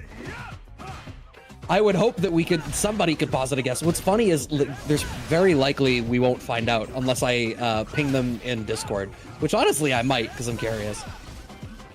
Yeah, indeed. But man, like the way they're kind of moving and playing, they're playing pretty solid actually. Just like letting things kind of like come to the test. Like if there's a hit, you could have got a lot more on that punish though. Absolutely. Oh no, parry pumps, and he miscalculates where the fireball is going to end up. Round going to Dekar, a slower one here, but Marshall getting the worst out of it in the end. Ah, man, that was a well-placed slide going under the slasher. We've committed a lot of drive gauge for this positional advantage here. No, that perfect parry into back throw more or less clinches this position here for Dekar. You can do the same thing we did in that previous match and try to bait out a bad utilization of drive gauge. Oh, if that pickup went into level 3, it'd be dead. No, whip punish. Definitely expecting a little bit more of those double jabs, but I think, man, it's crazy because Marshall was like playing like they don't want to super overextend. Wow, what a knockdown. Oh, wake up level 3 out of Dekar. That's going to close that one out for the first game. Yeah, I definitely want to see a little bit more risk taking from Marshall because it was like, got a couple of jabs here, there. They can get the cancel to come out and go to the drive rush to be able to single the combo. A couple of different things where he had like certain pickup moves, drive rush hit, punish counter hit, and nothing came out of it afterwards. So I kind of want to see a little bit more risk taking. Yeah, I think my read on Marshall right now is I think that first round, Marshall made it very clear that they have a really solid grasp of the core of DJ, the core of the game, you know, how they need to be approaching a matchup. I think the difficulty they're finding is Dalsim is so unique in the way that he controls the screen that a lot of the generic ways that you can try to play don't apply. So I think finding those unique answers is where I feel like Marshall is lacking right now. Agreed. Oh, smoked. Completely. I think the car has kind of figured out like that game plan specifically that you laid out. It's just going in and like doing a really good job of just like doing a bit of a keep away game, but also just keeping it close to the chest and be able to get some of those buttons that you need. But very button heavy. All right. Okay, teleport. The jab check comes out. Oh, counter hit after that. That's intriguing. I wonder what Marshall tried to do. Jab checks come out. I tried to go for a shimmy there, and man, Dakar is like smelling everything that Marshall wants to come out with. We are not Marshall tonight. The next hit clinches it here for Dekar. We reset back to neutral with that drive reversal. Oh, nice clip. Okay. I like that Marshall is keeping that down charge ready for any of these errant situations. It's like, yeah, you know what? I am done trying to engage with you in the air. Tell me you blocked. Parry. Oh, yeah. I got so scared for a second. Yeah, that was a little bit of a nervous moment. That is the most win animation ever. It just lays on you. Come on, bro. Okay, it is still set point for Dakar. And I think Dakar is not going to be super deterred of like spending 2 bars. It was just an option to wake up with and kind of mess around. Yeah. Yes. Game and a half up on them. Yeah, no, I agree. And like you have a rounds to play with, but you only commit the 2 bars instead of the 3, so you know you still have a resource moving forward. It was a very calculated risk. I mean, I keep saying everything you're doing is a decision. That was a well-reasoned decision. Perfect parry where, oh, you were talking about that parry rush and how important that is. That's why you value DJ as highly as you do, but it's not going to matter as Dekar is able to keep that corner locked down in place, 2 games up over Marshall. No replay on that one. Doc wants to go right back to us. Yeah, Did you really want to see a replay of just him getting punched? So JNV11 in chat says Classic Dalsim has the highest CFN win rate in Master Rank on the new statistics page. So for those of you who maybe don't know, Capcom, I think it's like Buckler Boot Camp, I think is the name of it. They That's correct. You can go up there and there's all kinds of, you know, matchup information that is derived from the data that they actually have on the servers. And so what they're referring to is that Sim has at Master Rank the highest win percentage. But one of the things I think looking at win percentages in a vacuum can be misleading because if there are fewer Dalsims in Master, there are less opportunities for other players to get that matchup experience. And if there's 7 billion Lukes and Kens, up there in Master, even if they're jobbers, they're, no disrespect to the jobbers out there, as a jobber myself, but you know, once I make Master, I'm going to be pulling Chun-Li's win percentage down too. But there's less Chuns, so I make if I suck, that matters more. Ruin yes ending Dalsim the most unique matchup to learn. Absolutely true. I think you can make it to Master off of just having a core, fundamental, solid understanding of your character and how to play the game. Right. Once you get to that point, the unique situations that arise from character-specific interactions become much more important. And so a character that makes those more nuanced is going to tend towards having a higher one. I think that's also why, like, think of how few Geefs there are, but Geef's win percentage in some matchups can be disproportionately high. Yep. Agree. And Mr. Crimson pulling up classic Sims win rate a lot. That's true too.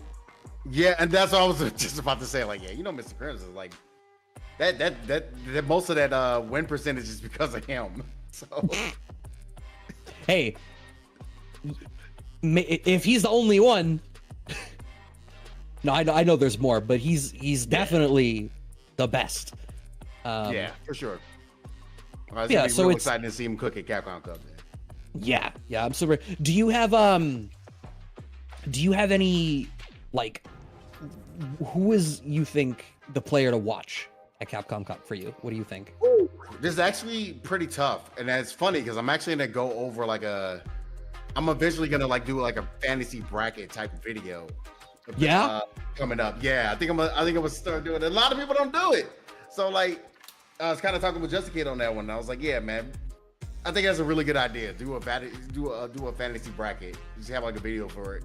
Who are your main people to win the Capcom Cup? I gotta go through the list again because it's pretty tough to like kind of look at. I pulled up my Wikipedia, have this open, and I was about to say, I'm like, yeah, Wikipedia, I know has it.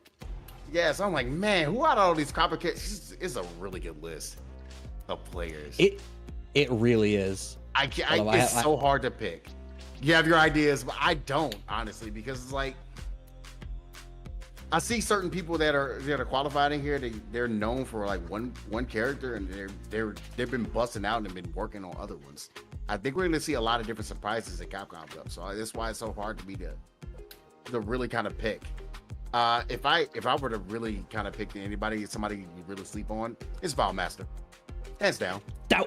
So, our Chun, I now know that's our Chun bias showing, but Valmaster, like, in defense of the Chun bias, I think, and I say this with the utmost respect to Valmaster, I think Valmaster is a really, really strong player.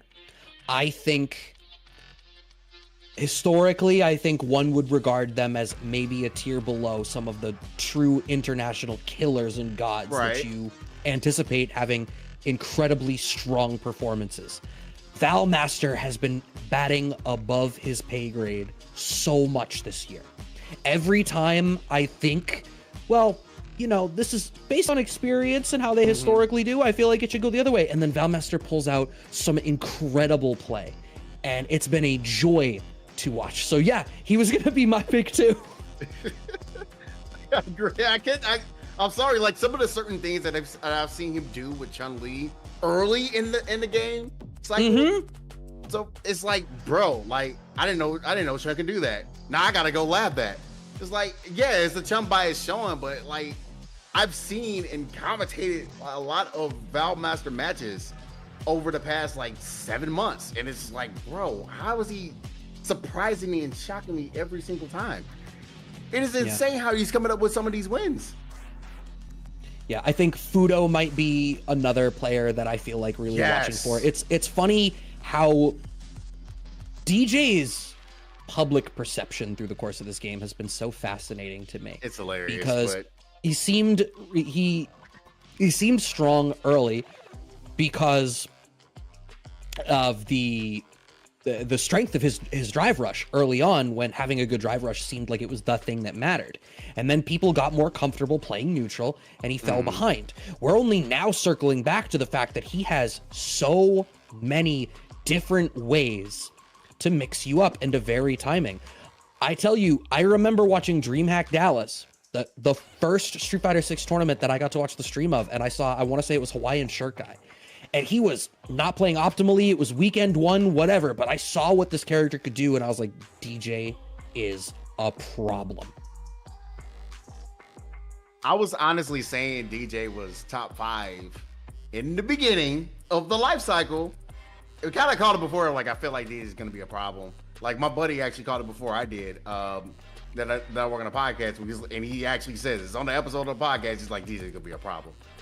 Said it's like maybe 2 months before the game came out. Yeah.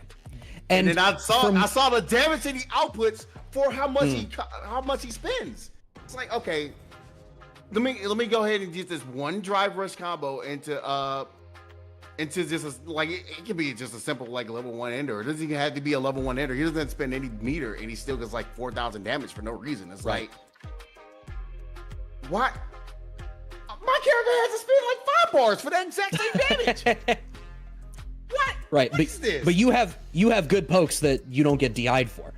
That is true. That is very true. Like, for me, I think the thing was, whenever I see a character that has a unique movement mechanic, especially like an evasive, like a backsway one, I'm always prepared for that character to be a sleeper hit, because I think the strength of that tool is reliant on how effectively people feel they can make reads on where they need to displace themselves. Day one, you can't do that. Day one, you have no idea where to backsway and how to shimmy with it. But now we're rounding out year one of competitive play here, and a lot of DJs are a lot more comfortable with how to weave these moves in and really make you question what you can do against them, and the way that they alternate between that and their really good stagger strings, especially when you're in burnout. Yep.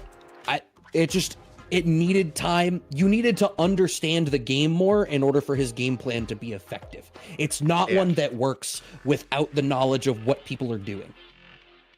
Yeah, and we're saying all of this because, I do agree that Fudo is a huge sleeper pick. One, he's not the only DJ though that I'm worried about, because JBM is also up there. Like the fact that you switch from Chun to go to DJ, and I was like, that is a genius. I didn't realize he switched. He is in with DJ. That's the character that got him to Capcom Cup. Not Chun-Li, but DJ. I missed that one. That's interesting, because I was gonna say, I know Zien is also in there as a DJ. I think Zien is really good. I think there's elements of DJ that I don't know that I see CN utilizing to the fullest compared to, say, like Fudo. I'm gonna have to go and watch the JBM qual now, because I didn't even realize I saw JBM 1, and I just I was like, yeah, of course it's Chun. No, it was DJ. He really went all in on that character, and like going through and looking at his explanations, like you're gonna be I'm gonna not say anything more about it. Definitely listen to his explanation on why he went through his switch, and it's actually really telling them what that character is and where a lot of people were seeing that character early on before a lot of other players were. So it's a really good listen. It's going to be a really good watch for you. But yeah, like I said, he's not the only DJ that's out here cooking. Like I said, we mentioned Shan, but we also got Vandroid, even though he's also like a secondary Ken player. But that's his character. The main character is for him was DJ. We also have Nero the Boxer as well, and Ender Walker has a secondary DJ who's kind of closely almost getting up there with his Ryu as far as knowledge when it comes to it. I think it's like right there, and of course Crossover as well, who's regular in CasaBunch. So there's a lot of DJ players that are out there just really putting in the work. Yeah, there's so much. I'm even looking at it, like there's a couple of names that I didn't even realize were in here, and I'm just thinking about the matchups. Like I cannot wait to slack off of work for a week to watch all of this. Oh man, like it's gonna be crazy. It's gonna be crazy seeing it in person. Like being around that kind of player talent like every year is like it's been a joy to be around. Like going to like every single Capcom Cup since 2018. Like real wild to see. So like kind of seeing it up in front and in person. I will also say, like, there were some sleeper picks from last year where it's funny because they're carrying that same character to here. And of course, like it's so many different loops, but I really think you need to watch out for a couple of these other players that are in these regions that you don't normally see. So I have a feeling Merkin might actually make it out of rounds this time, because he was so close to doing it last year in Street Fighter V loop. I have a feeling he's been working on some stuff like at the end. So I'm not, don't sleep on Merkin. Fair enough. I am so interested to even just get to watch like the LCQ, because it feels like there's so many names that could justifiably be in here. You know, some of the way that these regions panned out ended up, you know, really, really competitive. So there's gonna be spots now where, you know, going into LCQ, it's like, here's a bunch of players that any one of them could have qualified. Dagger G back on the stream once again against Melody this time on the Ryu. So I have every expectation that, you know, that slower game Dagger G wants to play, maybe they're going to be a little bit better equipped to do it and has the DR behind the fireball all ready to cash out a little bit. I like that Dagger G keeps showing DR and a fireball cancel. Yeah. Cravat, this is not top 8 yet. But yeah, I think that was something. I think Dagger G kind of hurt us. I know he's been in the chat like quite a bit. But I really think that he's been hearing us and saying like how good of a fireball tool it is, and that drive reversal, because of that, exactly that situation, is gonna get this nice blow up and get into the nice little Gao loops that you can see here. Double one kind of caps him out, and this is really good. Look at him! Dirty. Are you serious? So dirty. Come on, bruh. I'm taking a shower after this, man. I'll be right back, man. That was disgusting. If nobody else got me, I know Sonic Blade got me. Golly. Assist okay looking ass. Right. Oh my god. All right, had to commit a fair bit of drive gauge there, and now we're cashing out on that level 2. We want to keep this locked down. Ooh, you thought. I see green means go. A little bit. Oh my goodness. Melody is trying to stop every instance of that timer. He's able to get through, and there is a drive impact. Okay, just keep it simple there, and he gets the overhead. No! Combo. Now you're in trouble. Now it's potential ability. He's going right back into the loops. Yep, right into the sweep this time. Doesn't want to commit the level 1. I think because the idea is you just keep this super slow. And yeah, the anti-air seals it. But even if you didn't, you know, constantly chuck those fireballs, keep your down charge ready. The second you get to level 2, which you'll be able to get to before Melody's out of burnout, it's checkmate. Yeah, man, and people are telling you that Gao don't have sauce. Like, Gao, don't get Gao in the corner. This is what I'm talking about. Like, this is the coolest Guile's ever been. Exactly. What you mean, like, he ain't got sauce? He always has the sauce in his game. Like, man, the sauce is forever for him. All right, nice pickup.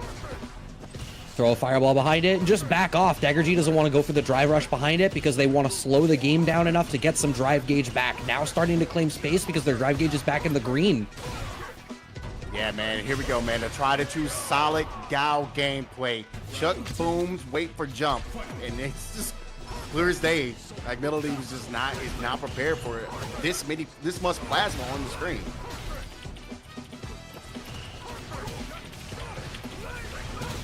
All right, set point here for Dagger G. Did somebody say he's Guile, though? Just saying? Oh, yeah, I mean, God. Look, he's a Jan 6er, but he's got sauce. Did I kill you? You're coughing in the background. I had to switch to be like... Yo. Yeah, I'm just sitting there just like, I don't understand. But this is what I was kind of talking about before. I think it's a situation where like a lot of people don't have that much experience of playing that really good guy. Oh yeah. They just see Knuckle do Wakaba and be like, oh, that's it. Well, and to be fair, you know, Knuckle and Kaba, exact opposite ends of the spectrum in how they play Guile. So even just between the two of them, like knowing one doesn't even prepare you for the other. Slow Sonic Blade catches as Melody tries to land on it, and Melody just has not had the opportunity to play very much. Oh, wanted for the frame trap, we're not going to get it. Dagger G's just playing slow and methodical. The parry, what did I say? You choose how you defend. Crouching Strong connects, and Dagger G clinches it out. 2-0. Crazy combos. Yo, go back to this clip. I wish we had some pause button there, man. Oh, that's just the loop. We're talking about the other one where he's just completely at the bait. I think no, this is actually it. So he sit there. I wish we could pause the replays. Look at the bait. Like, yeah, bro. Yeah, bro. I'm sorry. You are not allowed to think you can press a button. It's not your. It's never going to be your turn. When Sonic Blade is out there, buddy. Yeah, and I think if I'm not mistaken, I think we had Melody on stream one other time tonight, and I think they were in a similar position of seeming a little, I'm going to say, overwhelmed. I feel like they weren't really ever in a position to play the game themselves. And so that's a spot where I think similarly to feedback that I levied to, you know, some of our players that maybe were not paying any mind to their opponent, I think Melody was maybe paying too much mind to their opponent, and you know, it would have been more effective perhaps to know when they can take their turn, try to establish that layer one just so they can start to play their own game. But you know, Dagger G was just super solid at making sure the only gaps that were there were the ones that he wanted to fill. All right. But yeah, man, I hope you guys have been enjoying this episode, this edition of the Kickback. This is the community edition, and right now the community is going ham in the bracket, man. I'm kind of looking through, even though it looks like the set win percentage between Enzo Takage and Older Prodigy or has a difference. Noah looks like he's actually in second because, like, yeah, he lost to Enzo. Huh. Noah has the higher percentage, but because he lost to Enzo, Enzo was actually at first. That's wild. And so yes, Noah and Enzo in the top 8. Rounding out the rest of our top 8, we have Mike X and Adrian NY, Uriel Valorio playing Knuckledew, and Space Boy versus Complex 90. That is going to be our top 8. The ladder has concluded. We are going to cut to a quick break just so that we can all, you know, grab water, get ourselves situated, make sure the lobby's set to first to 3, because, you know, once you get to top 8, you should just play first to 3. I don't know about the argument before that, but top 8s are first to 3, and I don't care anymore. Agreed. So we'll be back. We'll be back shortly. Take it easy, everybody. Don't go too far.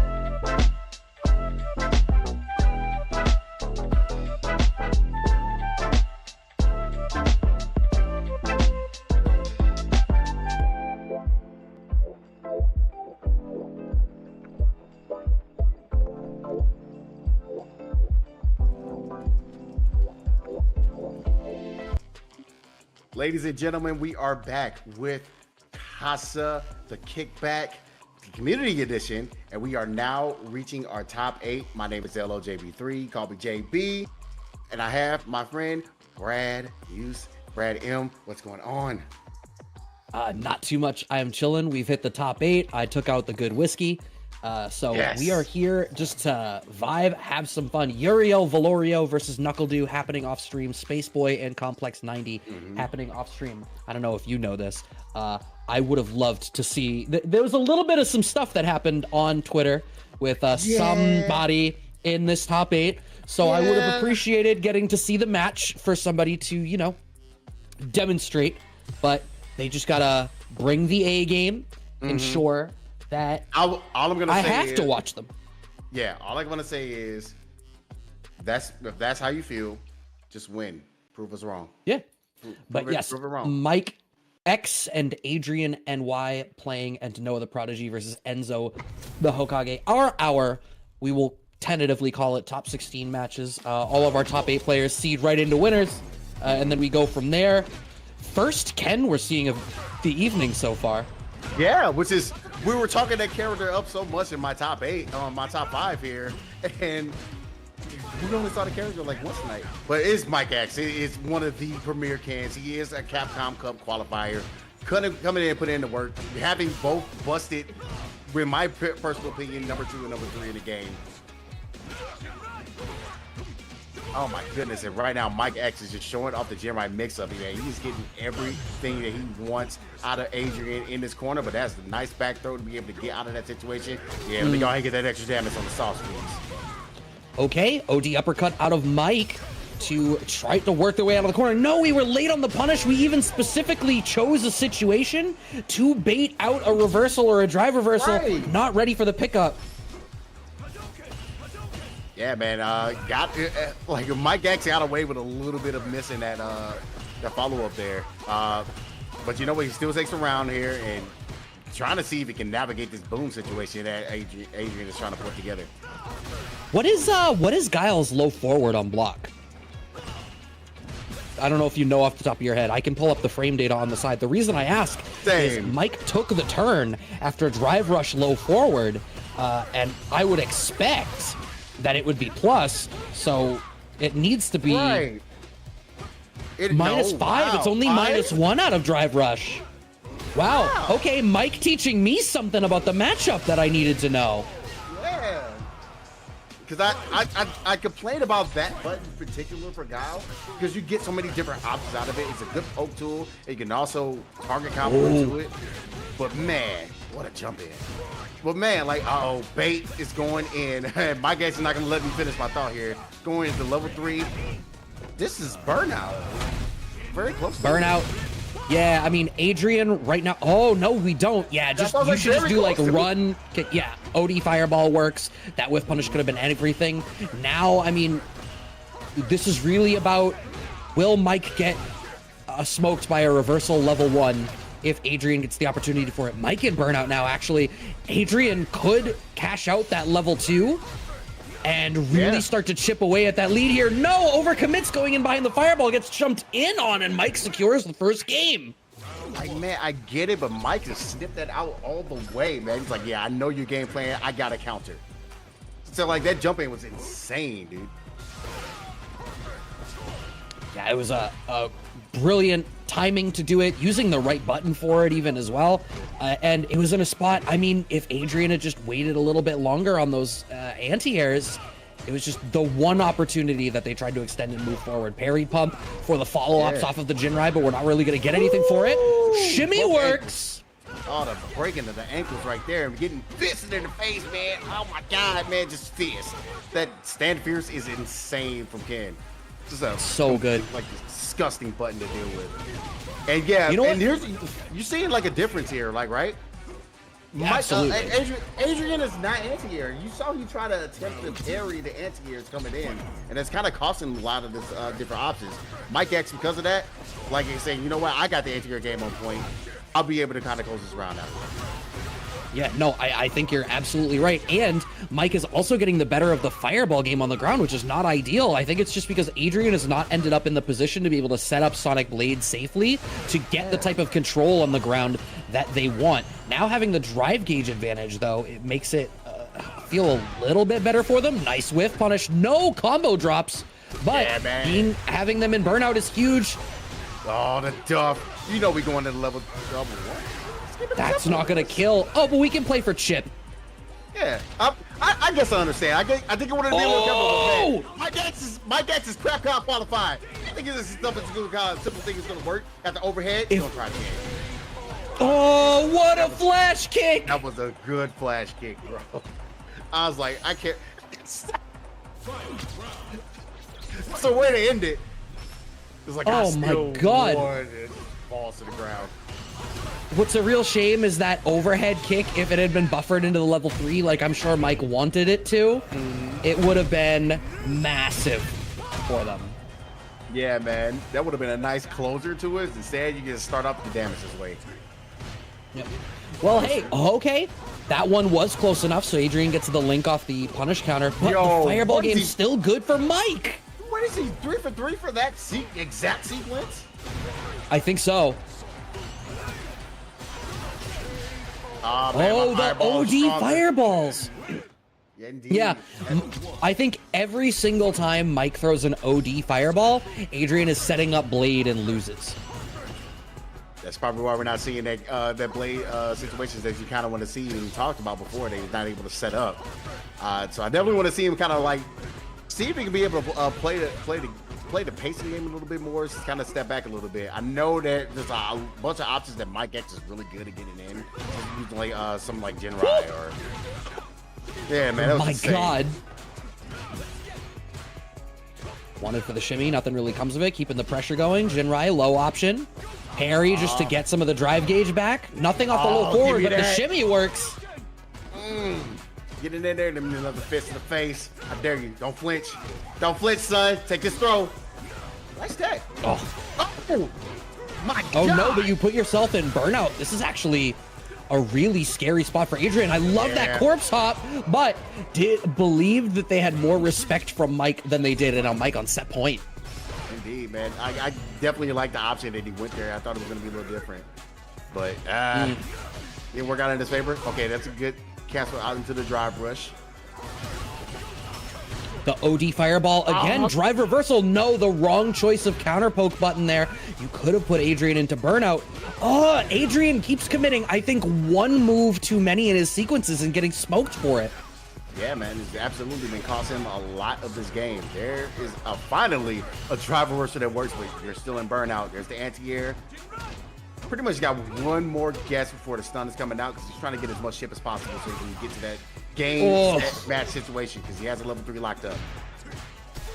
Okay, there it is. Counter poke, but that's gonna do it off of the wall slump into the level 3. More than enough damage on deck for Mike to close this one out. That was pretty decisive, if I do say so myself. Yeah, pretty much. Like, there was a lot of situations where, Mike X didn't get like the punishes off like drive reversals, the black drive reversals that he wanted, but he didn't really have to do too much. And there was another thing that Adrian seemed to be slacking on, and it was like going in and going for the meaties. That was the second time you saw in that replay that he got hit with wake up jab and going to that that tried and true Ken combo ended with the DP to get that extra damage to close it out. Yeah, and you were talking about that standing fierce. There's another button in Ken's kit that I look at, and I think it doesn't get talked about enough. It's that standing light kick. His standing light kick, I swear to God, that is prime shipping damage to places that it shouldn't be. I don't know what it is, but the distance that he gets confirms with standing short is so strong. And I know in Street Fighter V, I tended to believe that on Shoto characters, having a really strong standing short was really valuable. It was. And he definitely has the best. I think he might have like the best standing short in this game. It's not as valuable because you want to be counter poking with different types of buttons. And the threats of drive rush mean that we're playing at different ranges where standing short isn't necessarily the way that you want to whiff punish things. Right. But it's still what it needs to do in this game is to be a good combo filler. And it enables so much for him from so many distances. Name me one time you've ever seen a Ken be too far away to finish a combo. I'm not even gonna like. You can't dignify that response because you can't. You can't. Like, bruh. The Ken Illuminati is out here trying to make you think about Luke, but Ken has never had a combo he couldn't do.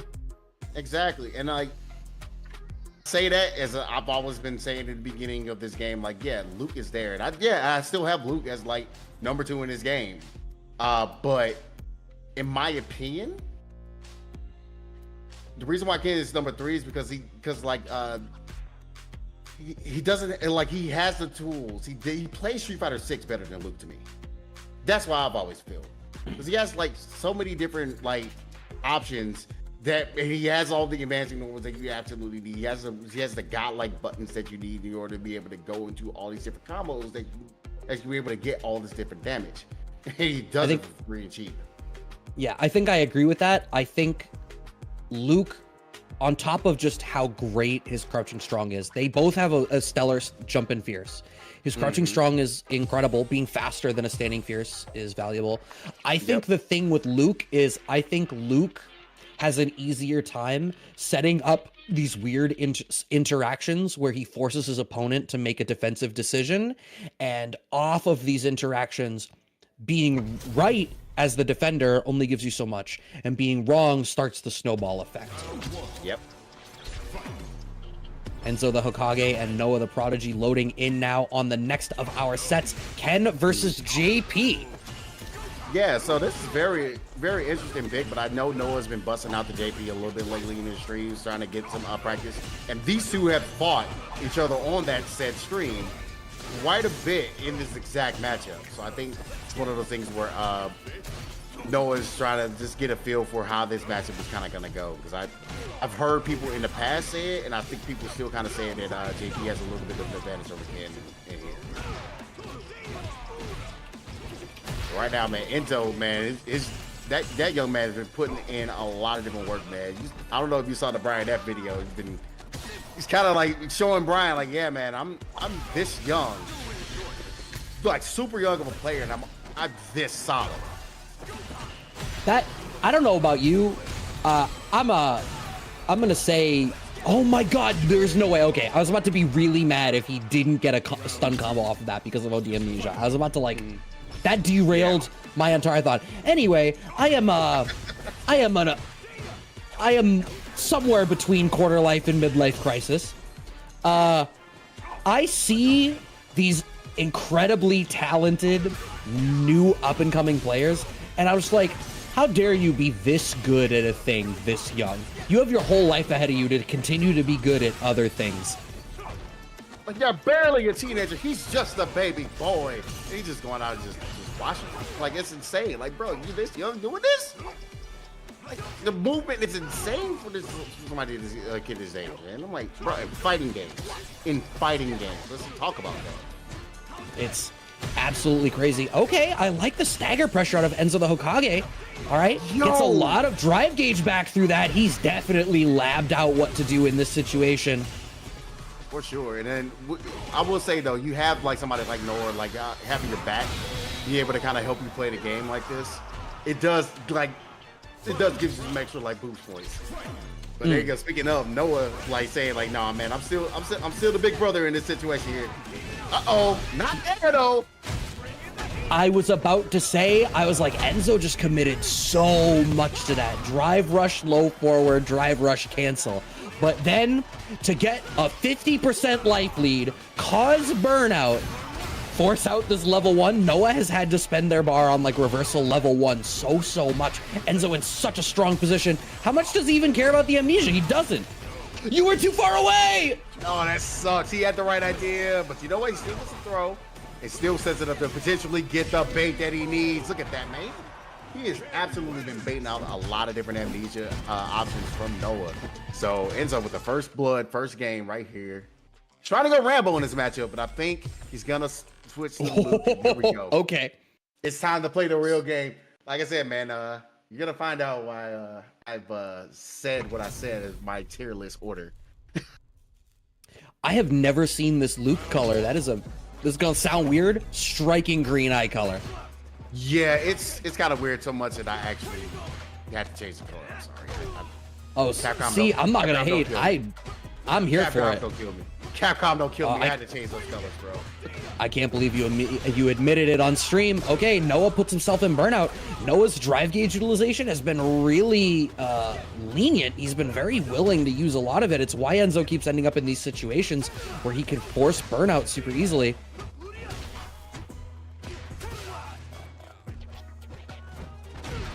Wow, Noah is fishing, and somebody's gonna bite. Throw connects.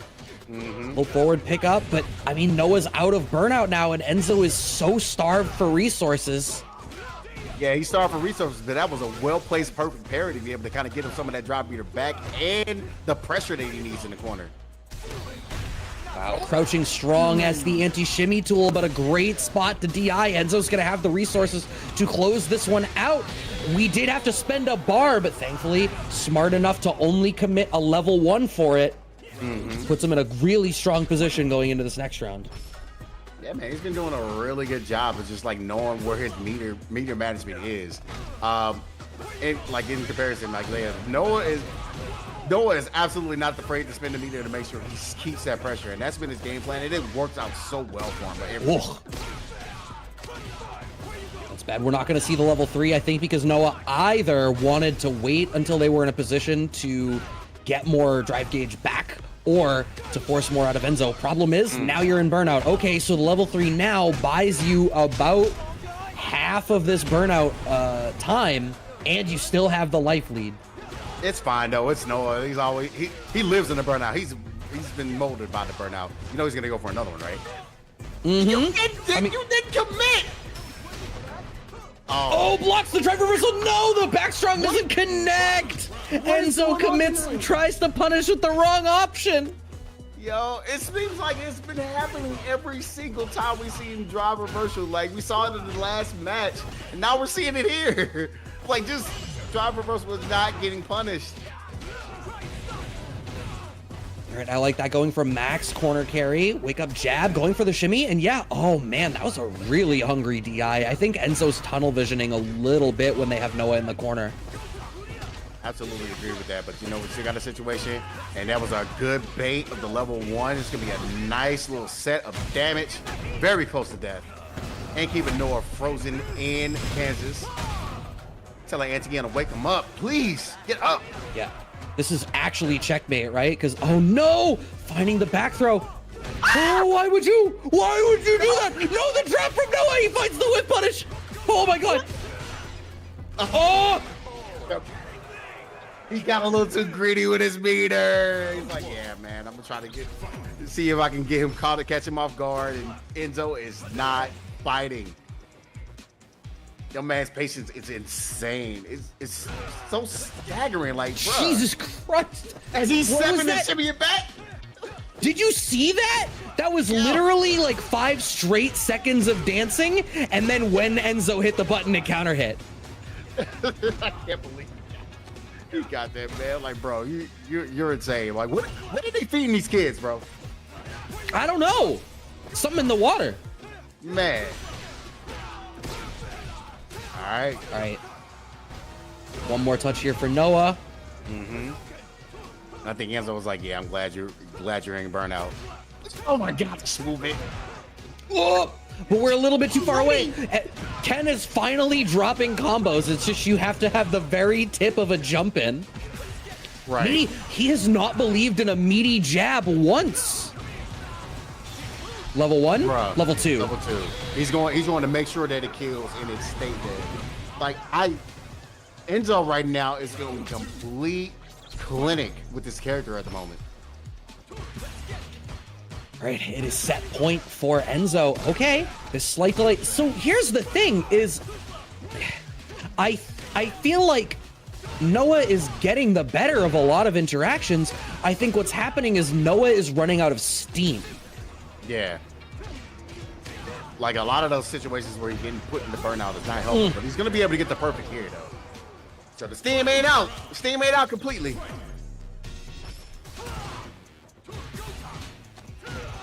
Yep, gets the grab. Just go ahead and just getting pressure, getting the simple things going. And that's getting your grabs in. Speaking of grabs, Noah kind of going in with his drop-ups grab. Oh, it's going to be a nice one. Oh, man. That is so unfortunate. Oh, wow. So Noah, I think that would have been a great opportunity to try to go into the level 3. So we do it here. We're going to get a lot of that burnout gauge back. Enzo just shy of burnout. This is a scary spot. Oh, that was actually a crazy option. It was not far enough for that. Nice block of the overhead. Good tech. No check on the green stuff. You gotta hold that one. Yep. This is one touch for Enzo too. Oh no, Noah's in burnout. Oh, but the anti-air to the level 3, Enzo. Oh, it didn't connect all the way. He still gets a follow-up though. Checkmate. Yeah, close to it. Oh my God. Oh! Enzo, bruh, can we go back to this sequence, yo? This was insane, man. Absolutely. Get that. Oh, the DP, oh, that's so good. Like, how are you this young, this strong? He's strong. Golly. You know, we talk about layers. We talk about layers a lot when we talk about fighting games. And, you know, layer 1 of a situation like that, shoot the fireball, you either block it or you jump it and I anti-air you. Layer 2 is, you know not to jump it, so I'm going to drive rush in behind it and get plus frames. That was layer 3. I'm going to drive rush in behind it, and I know exactly what to do if you jump anyway. We are 3 layers into the if statement, and Enzo still had the solution just ready. I can't believe he had that at the ready too. Like, man, you can't teach that. You can't teach that. Sorry, you can't. That's insane, bro. This is a wherewithal to know, and then know that it wasn't going to be able to combo, so he was able to follow up with the DP, knowing that still close to the corner, be able to get the checkmate scenario. So, good stuff by Enzo Nakage. Just out here, just cooking, putting in work. He's gonna be meeting up with Space Boy in the next set. Just beat Complex 3-0. And we have right now Mike X going up against Uriel Laria. Right. Ken and Luke again. Okay, so I know Dan Cravat, shout out to our social media manager, Dan Cravat, was in the chat saying Ken versus Luke discourse is dumb. Well, guess what? All of our winners semis matches, Ken versus Luke. It is looking like it's here to stay. Yeah, a little bit, man. So let the discourse continue. Oh, wow. You know what? If you can parry Sandblast on reaction, I respect the hell out of you. Because it is like the fastest fireball. I think a lot of people play the fireball game weird against Luke because they don't trust their ability to deal with how fast Sandblast travels. Exactly, and that's the big point. It travels that fast. So, like, it's one of those things. Like, you're not ready for how slow the startups is either. So you're like, is it coming? Oh my God! It just came out of nowhere. Oh. Nice trade. All right, side switch. Okay, going a little cheeky and trying to go for the elbow head there, but you know what? Mike X is ready. Really? I love that frame. I love that frame situation, man. I love it so much. Where you got the stand jab, you check with it, go with the cross medium punch, and you be able to get your drive rush extension. First round goes to Mike. Uriel, we're going to have to see. Oh my God, there's those perfect parries. And you were talking about this earlier, how important your drive rush out of parry and perfect parry will be. I think it's just yet another thing that is going to make this game tend a little slower over time, because overcommitting in the wrong spot will be your downfall. Mike has a comeback to make here. Yeah, man, but he doesn't really only needs one more touch. He gets that right hit, and yeah, there's absolutely okay. Never mind. We're just going with burning it right now. Oh my God! Oh, now there's a funny. That's insane, though. You missed the first punish. Oh, like count your blessings, Mike X. You able to steal this first game away with that, but woo, man, Euro had you. Euro had you there. There was a lot of interesting something there. Like I don't know if it was like this weird scramble situation that only happens when something like truly outside of the realm of what our players was expecting comes out. Okay. Oh, I love that anti-air jab. Yo, shout outs to Complex with the raid. Thanks for coming through, everybody. Appreciate y'all. Appreciate y'all. Here we go. Right. Oh no, combo drop. We went for the tough stuff and it's not gonna work out. Mike finds regular throw, not back throw. I mean, at this point we're mid-screen, so it's kind of irrelevant what direction you choose to go. Both corners are equidistant. Uriel is so ready for that. Yo, he is. You able to get this first round coming up? Definitely gonna need this to be able to try to make sure you don't want to go into a 2-0 situation against Mike X, man. That's the point where he gets into that game 3 in that scenario and just completely seems throws you. So get in there and knock him out.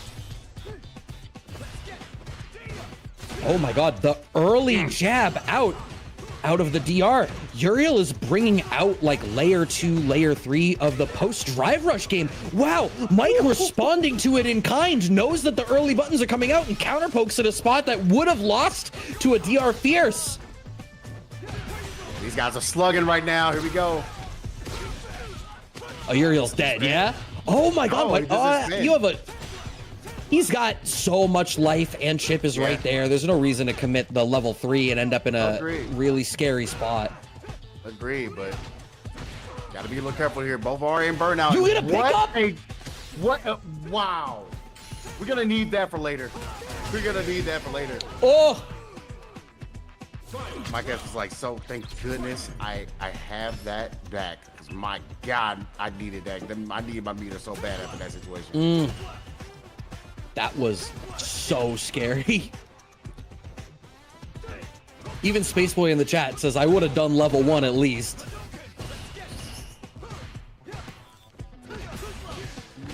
Okay, slight walk forward into low forward. Mike X gets the first big pickup of this round. Jump Fierce meets Crouch Fierce. We're really, you said we're swinging. This is so back and forth. Okay, got a couple of grabs going. Oh, that low forward, catching the walk back. It's gonna be a lot of damage. Oh my God. Why are you making me a liar? Why are you making me a liar, Uriel? Now you gotta hold this back throw. This is so scary. You're in burnout. This can be checkmate decently quick. Okay, Uriel's ready with it. 1 game apiece. We're playing with his food a little bit. You know what? This is another spot. We talked about this during the ladder portion. I think the game sense coming out of Uriel, immaculate. The way that he's navigating, perfect parry sandblast into drive rushes in this mid-range and forcing that to be the RPS of the game, great. The combos have been a little bit lacking, and I would love to see Uriel simplify it to not end up in a scramble, because the neutral play has been stellar. Indeed. Yeah, man, he's been really doing a really good job staying in that 1v1 neutral space and just really knocking it out the park. But yeah, man, if you keep it simple, stupid, like some of these wins won't be as hard. You probably actually be up in a 2-0 situation. There we go. And I think he's kind of hearing us a little bit. He's got us on the side. Pick up off the OD fireball. Mike on the back foot. Level 2 on deck for Uriel. Yeah, spend that. You know why I'm okay with you spending that? Because you're in burnout. Look at that standing short. Exactly, bro. He got a light confirm from that far away. And I was just about to talk about this, man. You saw how that stopped drive rush, dog. It's such a good stop sign for drive rush, dude. And you can stand off of it. It's nuts. Standing medium kick, shades of Street Fighter V right now coming out of Mike, using that as the stop sign. Hey, you remember when that was the end-all be-all button for Luke? Yes. Man, I don't miss it. disgusting. I don't either, but it's still disgusting in this game. I still love using it, but man, I don't think you love getting hit with that level 3 here when you're that close to burnout in the corner. Wow, we are just going in. I'm here for it. And you know what? It's back in this range. We do have it ready in the same setup. Jab anti-air. That's definitely something that Uriel has labbed. The fact that that exact same situation has happened again tells me guaranteed. Uriel is going to be still alive, but in burnout, this is actually kind of scary. This round can still go Mike's way. It's all going to depend on how they press the issue here. Simple as that, man. Sometimes when you only take like a couple of hits, all you need is stand fierce into drive rush. I mean, drive impact, and you just be able to close it out. Ooh. Stand jab conversion, just going in and getting that corner position that AD needs. Oh, that was definitely a DP. That was definitely a DP. You don't want to be there. Okay, ODDP, Mike on the back foot, finds the cross cut, but I think Uriel's totally okay to take the positional advantage here. Back tech, we're back to mid-screen. Didn't feel close enough to, well, I guess it wasn't a perfect parry, so they didn't want to go for the dash after that.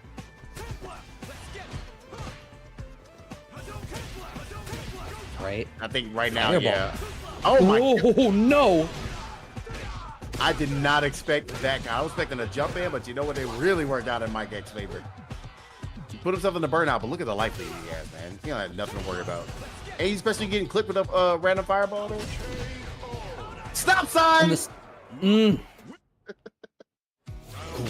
Great adaptations from Mike. The way, like, Mike is kind of refusing to play the fireball game in the range where Uriel wanted to go for perfect parry dash-ins as well. It's like he's identified how much of the game Uriel wants to play is at that space and is just not engaging. It's like, yeah, I know what you want to do. I have to do something first. I will not enable you. My goodness, Mike X is putting in the clinic in this round right now. Oh my God, that could have been a hit for so much more, but he's still able to get the air-to-air. Not able to get the landing frames that he needed, though. Wake up jab. Mike, seeing that Uriel is playing a little bit loose. It's interesting how many of these interactions from Luke seem so calculated. And then we'll end up in situations where, like, a simple meaty does not go the way Uriel wants it to go. All right, Uriel's trying to be able to get some kind of momentum here. There's a really good start on this round here. Another throw. Do another one. Okay, oh my God, get frame traps going. I got you. Hey, frame traps are nice. I'm a big fan of them. Bringing us back to Street Fighter V a little bit. Oh, ready with the crouching strong. You thought standing medium kick was a stop sign. Brother, that is a bro. What are you doing?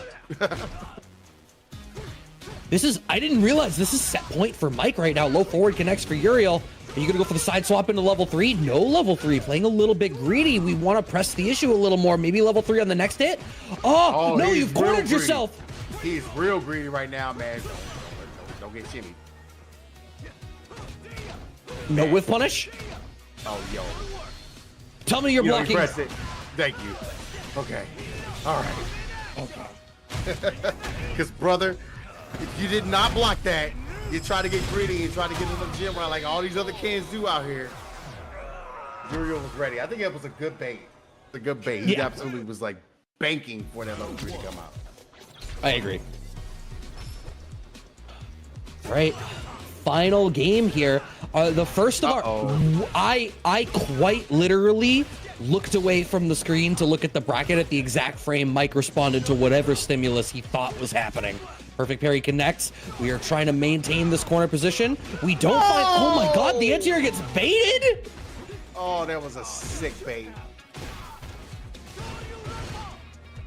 Oh, brother. These guys are absolutely swinging for the fences. Indeed, man. It's like, man, I'm going to hit something. I'm pressing buttons all day. Look at this. There's chip on Uriel's side that he has to deal with, but I guess it's he's that one hit. Trying to go for the guy button. Shimmy up.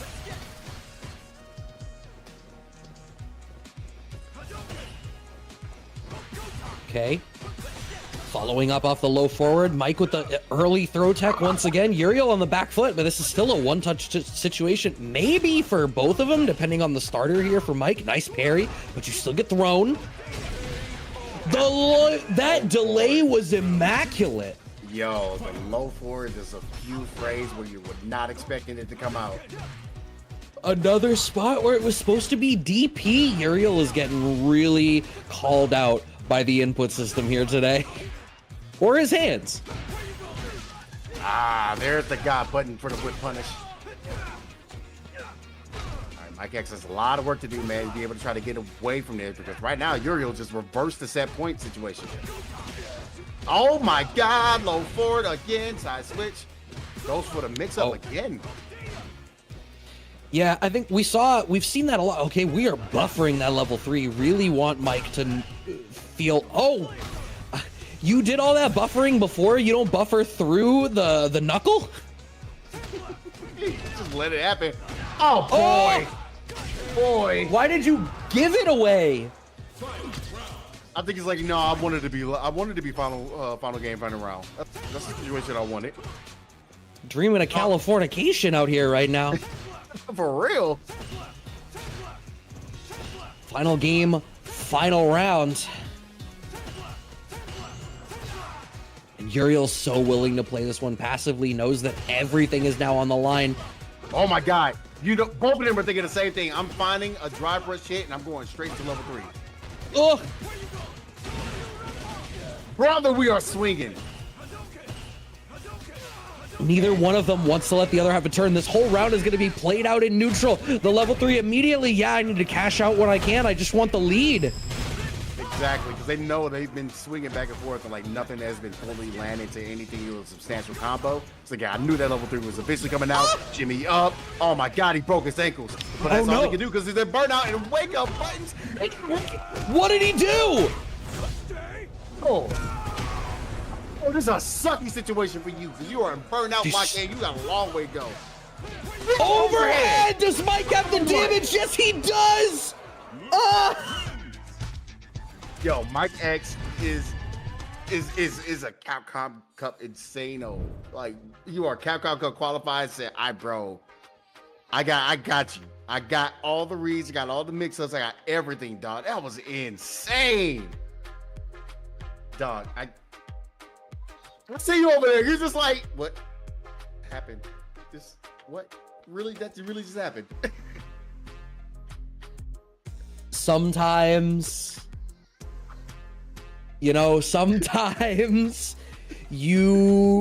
sometimes you decide, you know what? This risk is worth it. And you're just wrong. Sometimes you sit there and you go, I'm not scared of him reversaling on wake up, and you damn well should have been. That happens. I've done it. We've all done it. Woo! Uriel, take that lesson with you. Clip that. When you go to bed, like when you do your meditation tapes or whatever you got to do beforehand, look at that. And remember, I got this much life.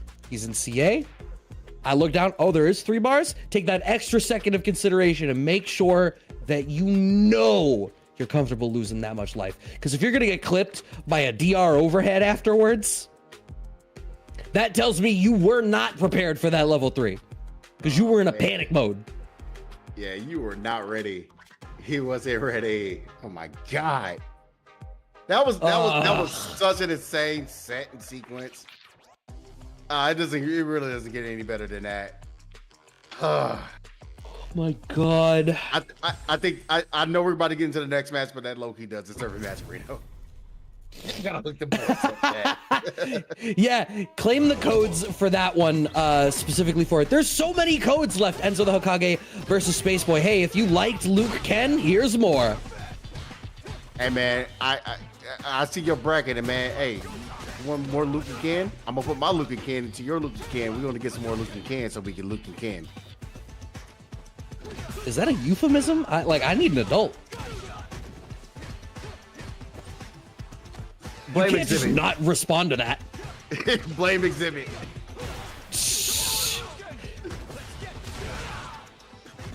Oh man. OD uppercut out of Space Boy as we. Yeah, I did. I just brought it back to the matches. You were about to continue the anecdote.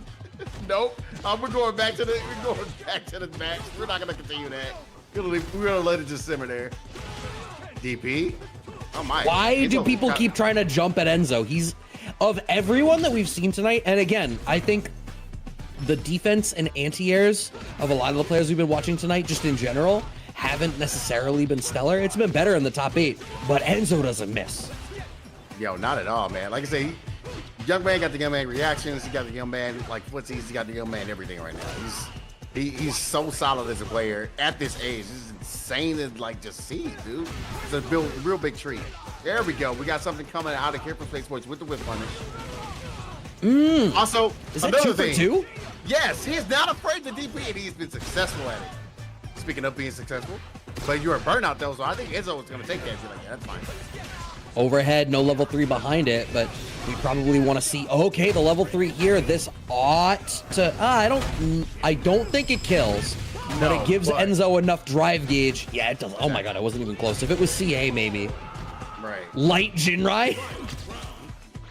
Or Dragon Lash, rather? I can't believe Baseball got hit with that at the beginning. I know it was in chip, but you had to feel like you had to do something. I have a feeling like maybe he's trying to buffer and get a super to come out. I think so. I think Enzo's decision making, I think, has been really, really good. Level 3 coming out. Spaceboy put himself in burnout for this, so really need to make sure that we press the issue. God damn, that was literally 75%. And then you get jump fierced? Spaceboy, please.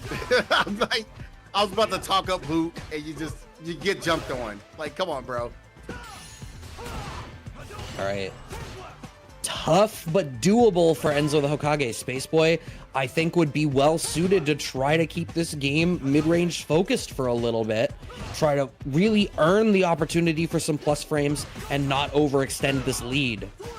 Finds the throw, but you're okay taking the throw. You can take at least one more of those before you're at a life deficit. Positional advantage is a problem here. Wanted for the back throw. Good tech out of Enzo the Hokage. Yeah, man, the patience and the decision making of Enzo was good, but man, what a low forward by Spaceboy to be able to kind of catch him reaching just a little bit too much. All right.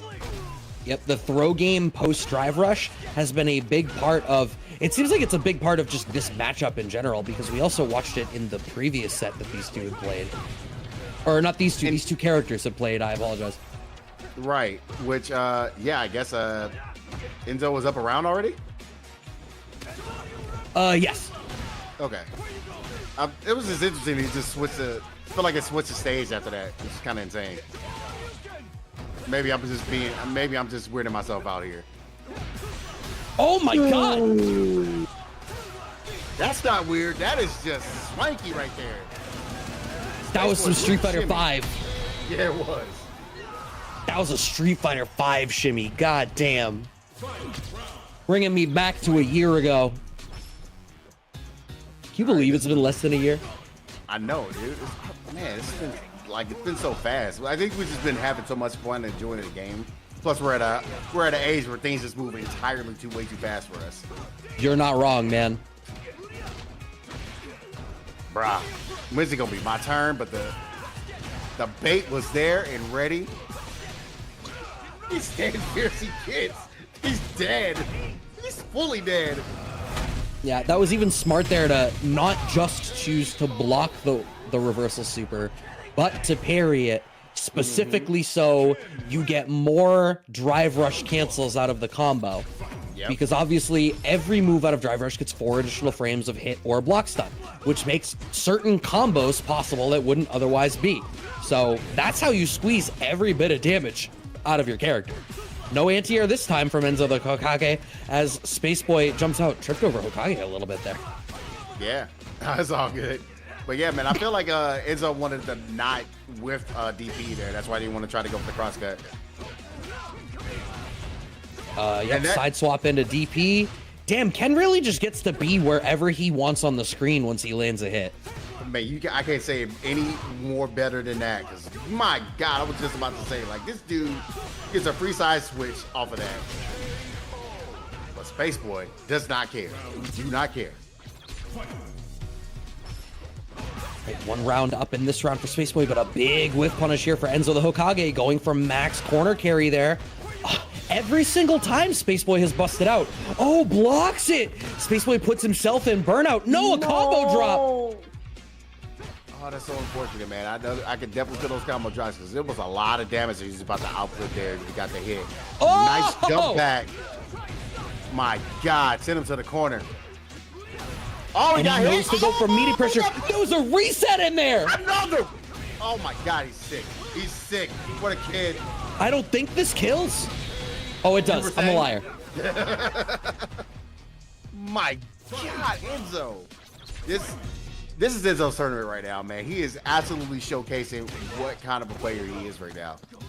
Yeah, I agree with you. I think absolutely of everyone we've watched so far this evening, Enzo is looking like the player who is the most ready. Finding the cross-cut DP, but Enzo's still ready for the bust out. I appreciate that Enzo is so willing to do that. He's meeting Spaceboy's intensity.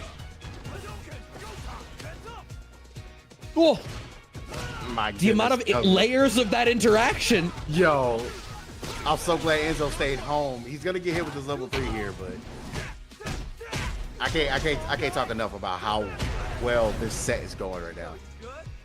It's not entirely over. Oh! Yeah, it is if you whiff like that.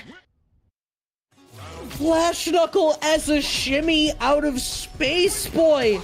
And now up 2-1. What a choice. And this is one of the things that I love about Street Fighter 6. As the matchup develops between two players, the way that you use your tools becomes so creative. There's so much individuality in the way that you can play your characters in this game compared to 5. Exactly. Yeah, man, I really think that, oh my God, I have a feeling that's going to be the new Spaceboy. It's like going in and like doing like drive rush like or dash up Flash Knuckle. Whoa, what a bait! Drive rush into nothing to surrender Oki and bait out the OD uppercut to secure the round. Like, these guys are inventing moves on the fly to beat the other's options. Yeah, man, but it looks like Spaceboy is saying, I got a little bit more of the experience on how to do this, too. I don't know, another combo drop, and that's going to be able to give Enzo a little bit of an out to deal with. Right, waiting it out, low forward. Spaceboy just walks back. Spaceboy having the life lead here. Nice whiff punish. Oh, we dropped the combo. Trades are okay. I mean, Spaceboy is not that stressed right now. Burnout's just about gone. All right, but now we're getting very, very, very close to a situation where he wanted to throw something, but never mind. Enzo the guy just completely get thrown out. Spaceboy is on set point. Just when you think it was over, it continues. Right, that's once again, we're playing at this like layer 3, DR in, dash back. They're both so scared because the other has been so effective of answering their options. DR into immediate button works out here. Waiting it out, nice throw tech. Oh! Wow! Oh my God! So belligerent! Yeah, Spaceboy was getting a little antsy there at the moment, trying to go for 2 throws, and he said, you know what, man, I'm going to see if I can catch you off kilter with the drive rush. So connects, finds the throw. This is Enzo's round to lose right now. Those frames, what's the interaction going to be? ODDP, that was such a crazy bet. If he was wrong, it would have been massive. Is that going to go through it and punish? Yes, it is! This is a lot of damage, and he's in burnout too, so what is going to be the sequence that Spaceboy gets able to close this and stop the momentum? Are you kidding me? You tried it. Oh my God, this is it's so easily jabbable. Like, I respect the shit out of that though. Time. Yeah, bro. Just knowing the timing to do that. And this jump in, oh, Enzo was feeling it now. He's like, oh yeah, oh yeah, oh yeah. Give me the low force. Give me that crush in the corner. Yeah. This is looking wild. Back throw from Spaceboy, but Enzo still has so much drive gauge. No, why you reaching? I'm busy teaching. Spaceboy, no, drops the combo. Not like this. Not like this, man. These guys are trying to make sure my cardiologist can buy a good boat this year or some shit, because they are absolutely destroying me. Man, way too many heart-stopping moments. that standing medium kick. Once again, shades of Street Fighter V. I feel like it's a tool we don't see used super often by Luke's, so it really speaks to what's going on in this matchup right now, that they're using such unorthodox tools. Not ready even at the punish counter on the low forward. And this is set point for Enzo the Hokage, who's sitting real solid, clipped by the overhead. All right, I think Spaceboy right now is just trying to do simple moves and be able to build up a little bit more of his super meter. Wow, no anti-air. Huge. Oh, yeah, no, we don't reset there. Uh-oh. Back throw. And it all comes down to this. Oh my god! Bro, Dash in. Dash out. This is Spaceboy's Shimmy Fighter 6 right now. I'm gonna keep doing the stuff that I've taken from Street Fighter 5, and I'm gonna catch you. I'm gonna catch you reaching. It's gonna happen. And you know what? Nice. This is the second time that Enzo has done that. He's like fishing it out, going for the try to two. Speaking of Street Fighter 5, like the way you take care of it is low forward, be able to knock it out. No more shimmies there. But here we go, man. Spaceboy does have a little bit of damage on the side. Try to see if we can be able to find something here to continue. This is so close to burnout. All right, but there's still plenty of resources here for Enzo. What a parry! Oh my god! I genuinely don't know what to make of this set right now. This is going to be so even. Spaceboy just out of burnout. Oh my god! Enzo! No, the combo trap! Parry pump into nothing. Spaceboy still in burnout, but he has a level 1 available. Parry comes out, throw. Nice throw tech. Catch him. Yep. Gotta hold the chip now. No, he's a bro. Oh. Oh. Yo. Be still my beating heart. There were so many shimmies in this set, bro. This is how you say, hey man, the throw loop game. F that. We ain't doing that. This is where we at. We are shimmying all day, every day. Bro, that was I've never seen so many different like throw baits in my life in a set. Ever. I think that might be my favorite set that I think I've gotten to watch here with the Casa.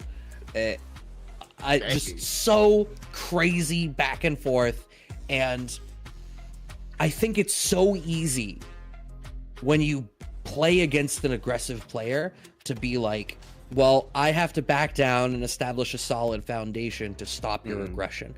And for a full 3 out of 5 set, the both of them, neither one refused to back down for a second. Right. So yeah, man, I don't even know where we go from there. Like, it's gonna be very interesting to see, because you know Mike X has both Ken and Luke under his belt for this next matchup. But man, like, I don't know how you can top that set. I don't know. Updates from the loser side. So as a result of these matches we just witnessed, Uriel Valorio plays Complex in losers, and Spaceboy plays Adrian NY. So the winner of those 2 respective matches end up in our losers semifinal. But Mike X and Enzo the Hokage once again, Luke versus Ken in our winners finals. So I think I agree with you when you said it earlier. You were like, this feels like it's Enzo's tournament. We haven't gotten to watch Complex, but we've watched, I think, everyone else that's still in the tournament. And so far, I am inclined to agree.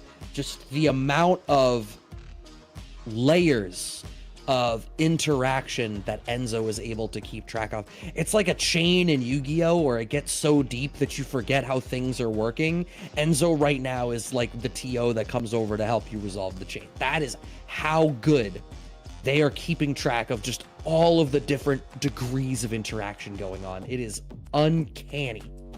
Yo, I don't even know where to call this next match coming up, man, because the way Enzo has been playing, and he's kind of been, if you notice, like, he plays this game, but then he kind of like goes blow for blow for a lot of different sets. So like in the last set we saw, he's like, yo, you want to shimmy a lot? I'm gonna go ahead and not only counter your shimmies, I'm gonna shimmy you up and see what happens. So he's like going blow for blow for all the matches he's been going with. Same when the set with Noah, we took it 3-0.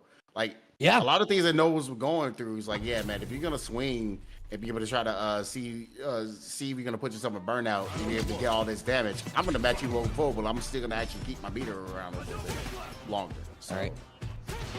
So here we are, the stronger Ken versus the stronger Luke.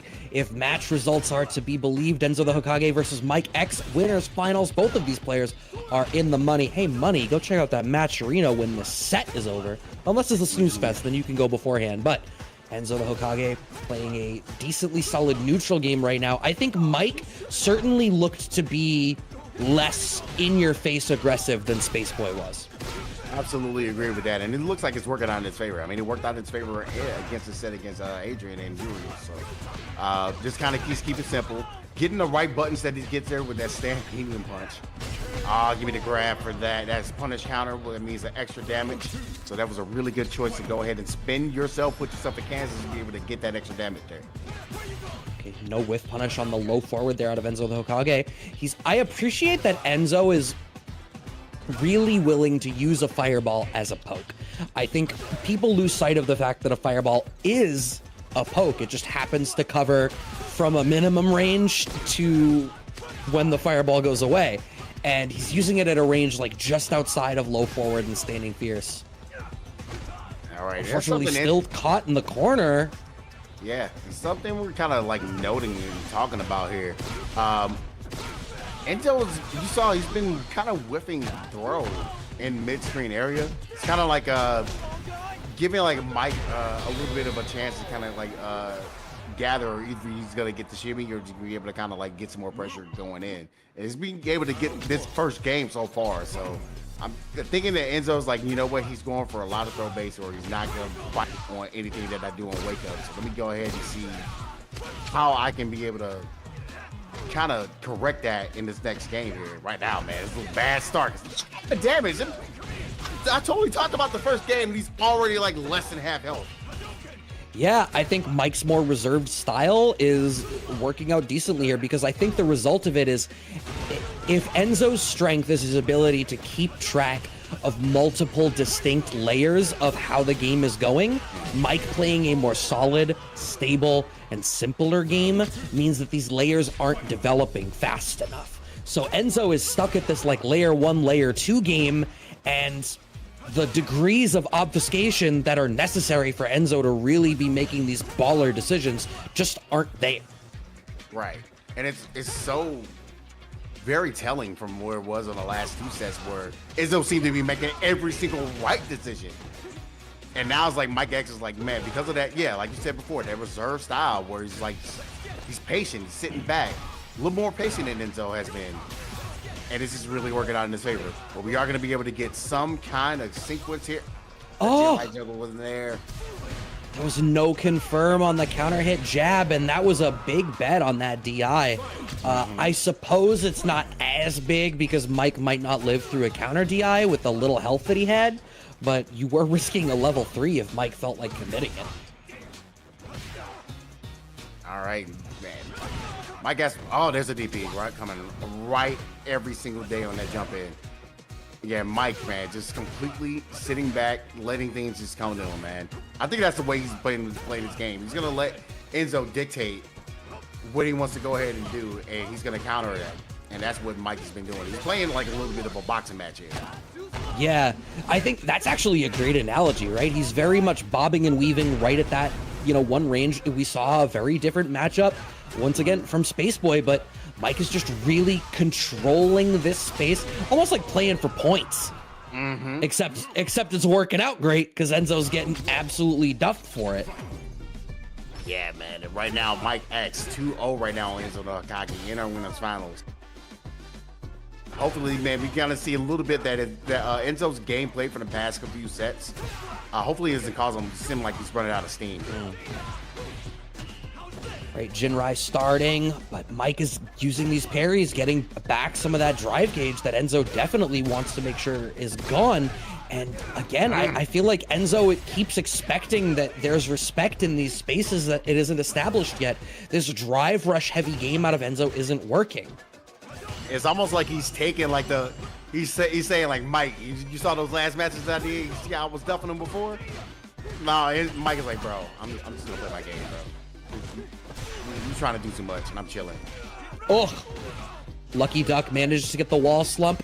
Mike in the corner at low enough health. We do find the anti-air. Not only do we find the anti-air, we critically keep corner position. Low short start there for Enzo. That is a massive momentum shift that they absolutely needed. Yeah, man. And ooh, what a jump in. Right there. It didn't look like that was going to hit, but it did. That hit my man's magnetic field. It's like, man, it hit every single piece of the first little bubble. Oh my God! Why are you reaching? It's time for me to start to teach you. How do I reach these kids? Look at us. We got the level 3 with this. Once again, Mike's in a spot you can live through. Tell me you're blocking. No! Enzo, why? He did not block that. You better stay alive. Survive. Oh my God! No confirm off of standing short. Come on! What did I say about standing light kick? Man, what are you even crazy. Buffering? Because he's been there the entire time, and maybe he just didn't come out. Oh, what a precarious situation he's in, man. Walking himself in the corner. Oh, he's back. Oh, still not over. Right. Mike, you brought up the throw connects. Enzo, the throw. All these times you properly tech an almost other set, you get in the air. But you know what? We got a good starter to be able to get this corner position. Oh, give me the throw bait for all day. Do it again. Wow, he really just dashed up on you. Right. Oh no! But you know what? He's okay. He's like, you know what? Don't skin off my teeth. The corner position sucks, but I'm out. Oh, huge! Is the level 2 enough? It should be. Oh, it absolutely is. Oh, without question. Without question. And Enzo say, man, I'm still here. I'm still alive. Shout outs to Elton John. I'm still standing. I'm still standing. Yeah. No, I hit you with the no. I hit you with the upper third there. People weren't ready for the harmonies. Right. I know. I should have been nice ready. backdash. Oh, there. This could be a nice conversion coming out of here. DP? All right. I don't know why. They're still testing them. I think Enzo has identified. Oh, man. I was about to say, I think Enzo's identified that they just need to plant ass in a spot and make Mike have to make an aggressive choice and catch him out for it. That's the game Mike is enforcing. And when Enzo finds that pocket and is able to keep their positional advantage, it's great. But it seems like Enzo is the one that is more commonly making the decision to diffuse the tension and make a more active choice. Ooh. See, this is what I wanted. Yes, thank you, Enzo. What a whiff punish. And the overhead wasn't able to get a counter hit conversion out of it that he wanted. Standing short, footsies. Okay. Woo. Okay, that was the startup of a fireball. Yeah, it's like I said earlier, you know, it's scary to play a fireball game in that range against Luke just because his travels so fast. Oh, layers on layers on layers again. Oh, that's so unfortunate though, man. Try to see if you're able to get the cross cut, but hey, back throw works out. That was backdash back throw too. He had all that time. Naked dash goes unchecked, bad plus frames, and that's where you get jabbed. You let Mike take the turn back there? No! Low short connects into level 1. It's not enough. I'm surprised they didn't do level 2 after that, but he's fine. No! Enzo! Enzo really tried it. No, I don't know. I guess he was trying to see if he can go for the chip there. But there was like nothing. He had so much life. So maybe if it went into level 3, I think the problem is when Enzo did it, and you can see it on the replay. No, is it not cancelable into CA on that block? far Nah. into on block? Well, I'm sure you can cancel it on. I mean, maybe you can't. I don't. But in either case, if a lot of times once you're considered off the ground, you can't do the cancel anymore, and that happens after a certain amount of hits on the DP. So I wonder if the spacing was just off, where it was 3-1 Yos. The spacing maybe was just off, where like he needed to be able to cancel on the first hit, but the first hit technically didn't connect and the second did. While we debate the finer points of that, I am going to debate the finer points of contributing to the Matcherino. Here's my thesis statement. It is only good to contribute to the Matcherino. Supporting points. The book What We Owe Each Other is a philosophical argument that says we should be kind. There is no negative to you to take a few moments to go log in on Matcherino and click on claim code. This is minimal effort for you, but it does help your fellow fighting game fan. And by enriching everybody around us, we all take steps forward and propel to a better tomorrow. This ends the thesis. In the fuck are you talking about, Brad? I've been thinking about The Good Place lately. If you've not watched that show, watch it. Watch that it is show. Stellar. It's actually really good. The last episode of The Good Place makes me cry every time, and I am not embarrassed to share that. That's that show with the old guy that took over CSI, right? Ted Danson or whatever. Yes. Yeah, okay. It's so good. Have You're you really gonna watched say it, that Doc? like he's not old? He's like 1,000 years old in that show. But, Doctor, have you watched it? No. It's 3 seasons. It's by the same guy that did Parks and Recreation as the showrunner.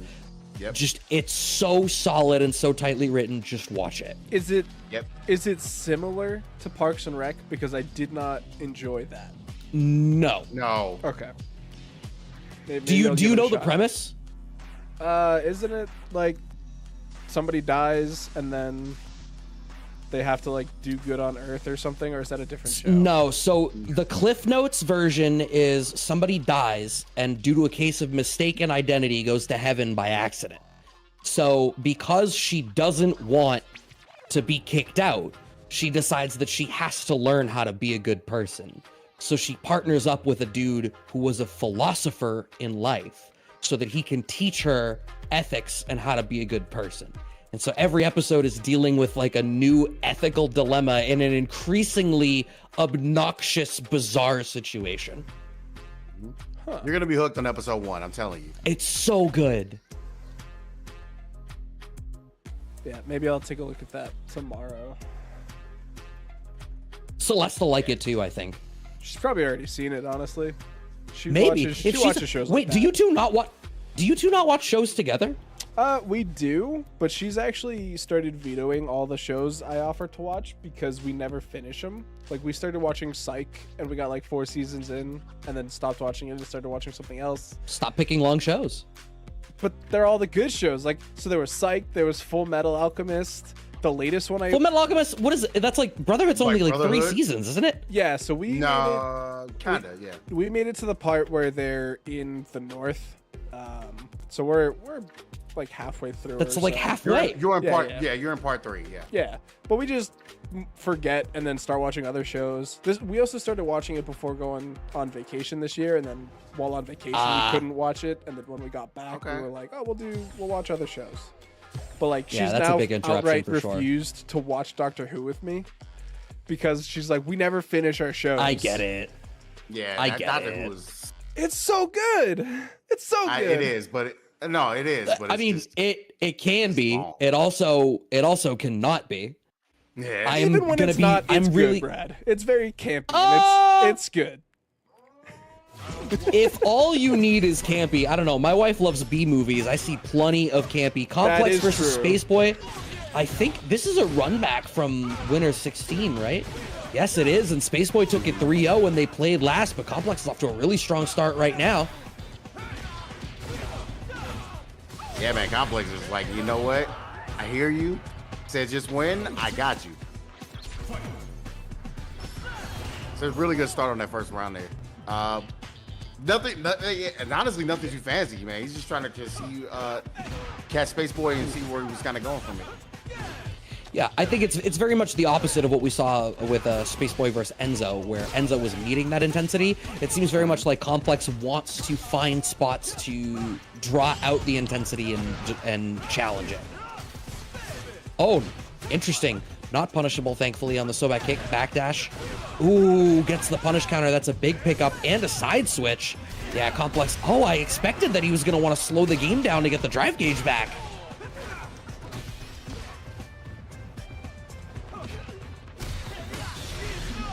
Oh, into level 3. Yep, level 3 indeed. He's dead. Jeez, what a first game there from Complex. That was really confident. Yeah. I think he really, now that he knows he's on stream, man, he definitely wanted to show out a little bit more. All right, gets knocked down. Give me that grab. Oh, bro, what a bait. Using just for would be able to get the bait out. Definitely gonna be. What's wild about that too is Enzo did that same bait with DR into backdash a couple of times against Spaceboy, and my man still is just perfectly willing to let the uppercut rock. That was a trade combo for Complex, was it not? That is enough to kill too. Oh my god. And Complex is cooking right now, man. It's making it very complicated for Spaceboy to try to continue on in the bracket.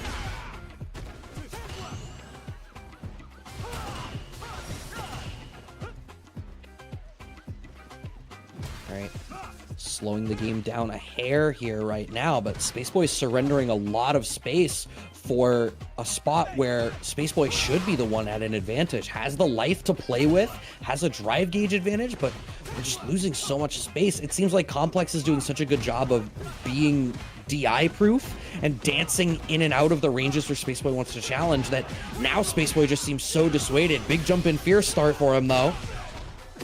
All right. This is a burnout, I believe. Okay, he does not go for level 3s and being a little bit greedy, but he better be able to get this win out of it. Gets the overhead to close it out. Man, that was... I chuckle every time that overhead comes out. I always just chortle at it. It's like, yeah, of course. I should have known. Early confirm into level 3. That's going to give Spaceboy life and drive gauge advantage. Not a bad position to be in, especially when you're down after that super dominant first game. Going for the meaty pressure. Empty jump throw. All right, he's looking for the one hit to try to get that burnout. Oh, smack him in the face. He's getting hit with the whip out of Eve.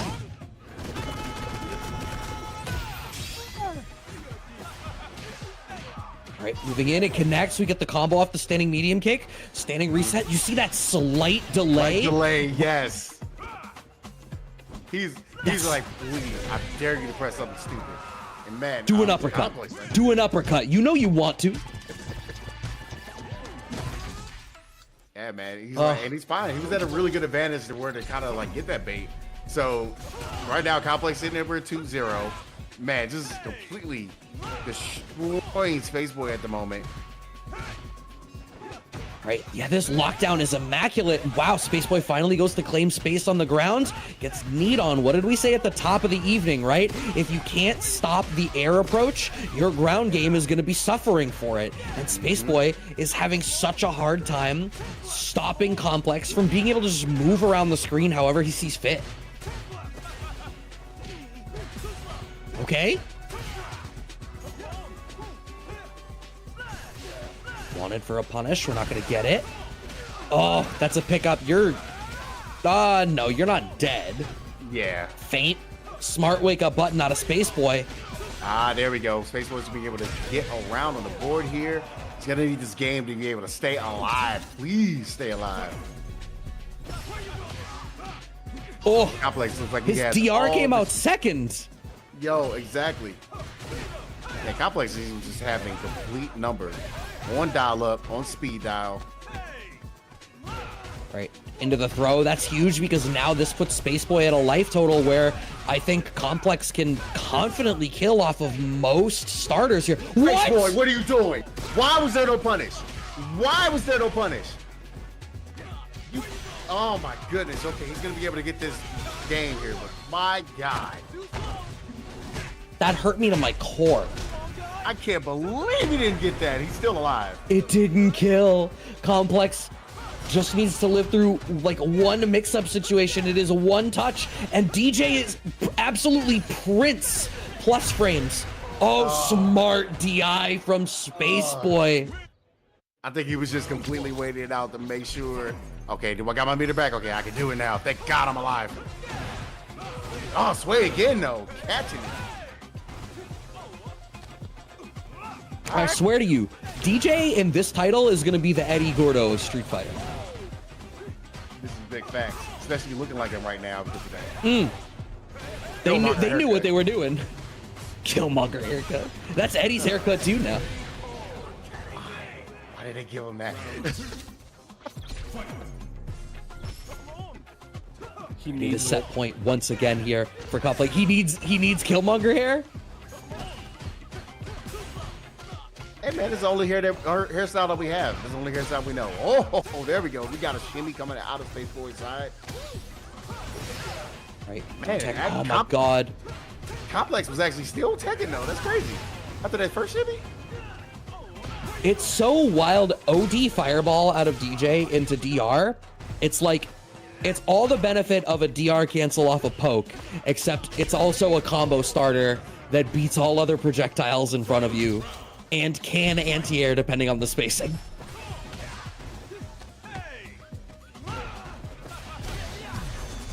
Oh, we have the counter DI ready. Yeah, man.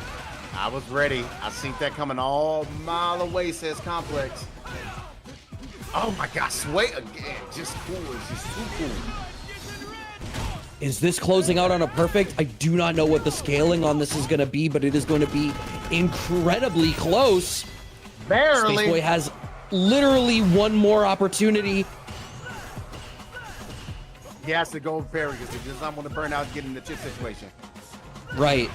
Every single block is incredibly dangerous. Complex out of burnout now is huge, though, because it means Complex can play a little bit more frivolous. What a shimmy! Space Boy has CA. That's going to do it. We're going to a game 5. I cannot believe he got the shimmy off, man.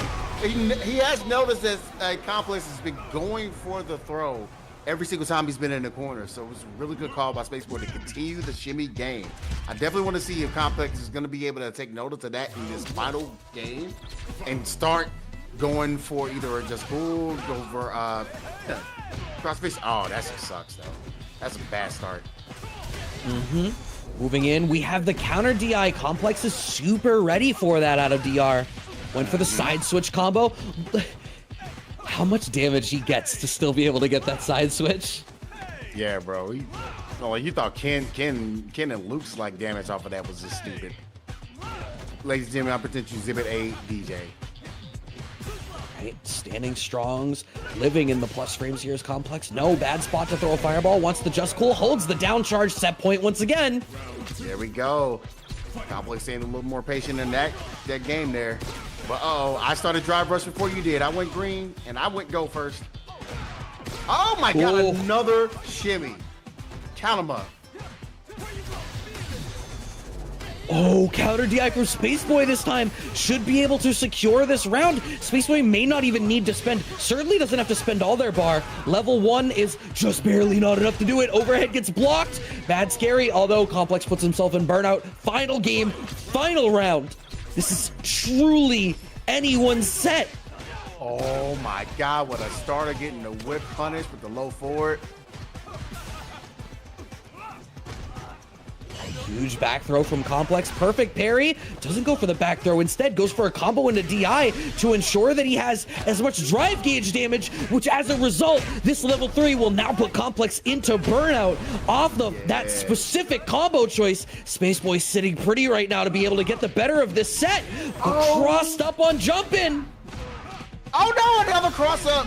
He did not believe in the cross cut. This is gonna cost him a couple of different sequences. He's gonna be able to get himself very, very close into a close situation and get his meter back, and there it is. Got one more guest coming out of here. Space Boy is so close to dying. Has to go back to the situation of parrying. The bait was ranking. You saw that. The feint over there closing out, getting the bait, to be able to get enough chance for Complex to close this out 3-2. This was just such a close set.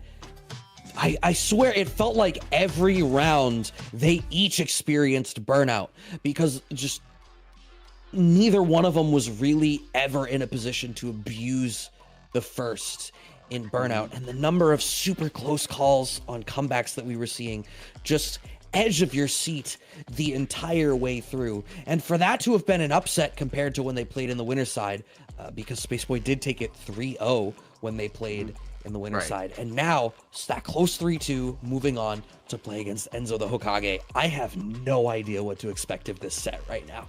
Not at all. Complex is out here to show out and kind of get into a lot of people's heads, saying, "Man, I'm nice at this game, and if you say I need to win a tournament, I'm going to come in and try my best to get this tournament done. We're gonna at least get top 3 in this thing." So here we go. He's going up against Enzo the Hokage, who, like I said, he had a pretty solid run coming up here until he met up with Mike X, where he ended up losing 3-1. You saw a little bit of holes in the gameplay of Enzo has been doing. Hopefully he'll be able to kind of like utilize what he took from there in that matchup against Mike X, and hopefully try to see if he'll be able to get something going to get the run back. Well, first thing first, you got to be able to get through the mountain low hill, because right now Complex is showing like I am cooking in the losers bracket. You don't want to be down here with me. What was the saying in Watchmen? I'm not stuck in here with you. You're stuck in here with me. Exactly. And that's what Complex is saying to everybody right now with these shimmies and just slaves, getting everything going. Oh my Lord. He's close to death. Level 1? Yes, indeed. Wow. Squeezing every bit out of that. Absolutely. And it was really good call to be able to get as much damage as possible. All right, but Enzo the Hokage moving forward this time, having Complex locked down. But again, I mean, when Enzo played Spaceboy, I feel like they were similar degrees of intensity and really meeting it. Complex has been so tricky, and I think it's going to give Enzo the Hokage a lot of pause for where to make some of these bigger reads, and when making them, what do you choose to challenge with? Indeed, man. Right now, this is a okay rounding, but man, this is a position you don't want to be in, man. That well-placed perfect parry putting you in the corner. Oh my God, that chip. Okay, DI, I think people have been a little bit too hungry for DI tonight. I'm usually surprised. I'm a little bit surprised to see it, because I feel like we've not seen this degree of tunnel vision towards it in a while. But I think it's just when they know they're in Burnout, they know there's so few options. People are putting it on the mental stack just a little bit too high. Uppercut out of Enzo the Hokage to keep this corner position locked down. Crouching strong connects. All right, back throw. Wow. I don't know if you were trying to base something out of that jump there. It ended up costing you a little bit, but you know what? You got the level 3 into combo coming through. Getting Enzo pretty close to Burnout. What a tag. Right. Oh! He tried the zone fireball. You know what? We were talking about these jump-in fierces. How could I forget DJ? What a button. Indeed, man. Complex definitely playing like they have something to prove tonight. And, I mean, what we're seeing a little bit is they're kind of proving it a little late on that whiff punish there for that DR. And so the Hokage at least gets a throw out of it. But again, that OD fireball into DR, it's all the benefit of a raw DR, but you're covered by a Sonic Blade. My goodness, Smart man. back. Yeah, that's how he's able to get the throw that he won. But, man, he is still reaching for these throws, man. Complex is completely destroying him and blowing him up for it. All right, sitting strong right now. Once again, OD fireball straight in, and it's like the worst case scenario is you still get a shimmy out of it because of the sway. All right, there's the DP, getting the anti-airs going. And Enzo right now, man, just going back to that, that jump in the field, going and baiting everything out and waiting for it. It's going to be a nice little corner carry level 2 here. I do think bringing this air approach is going to be a big part of this moving forward for Enzo the Hokage, because with the commitments to the steps, those are all situations where if Complex is committing to those shimmy options out of backsway, he's going to be susceptible to jump because he's not going to be able to uppercut. Parry pump, nothing really comes of it. So passive right now. Oh my goodness. You see Enzo's just trying to see, be able to pick his spot, be able to find the hit that he needs to be able to get something really started. Puts himself in the burnout to be able to try to get away from that pressure, but he's still locking his corner sets. Double one's gonna hit. It's gonna side switch too. About to get another level 1, but this is scary because DJ prints plus frames right into the level 3. It is gonna connect just off of the counter hit, crouching fierce. Oh, are you dead? God damn, DJ Chunks. This character does so much for one button. Come on, man. Insane. All right, Cody Fireball. Oh, the counter DI coming out. Complex was ready for that against Space Boy. He's ready for it against Enzo the Hokage. Yeah, man. He's like, nah, no dice, no mas. I absolutely am fully ready.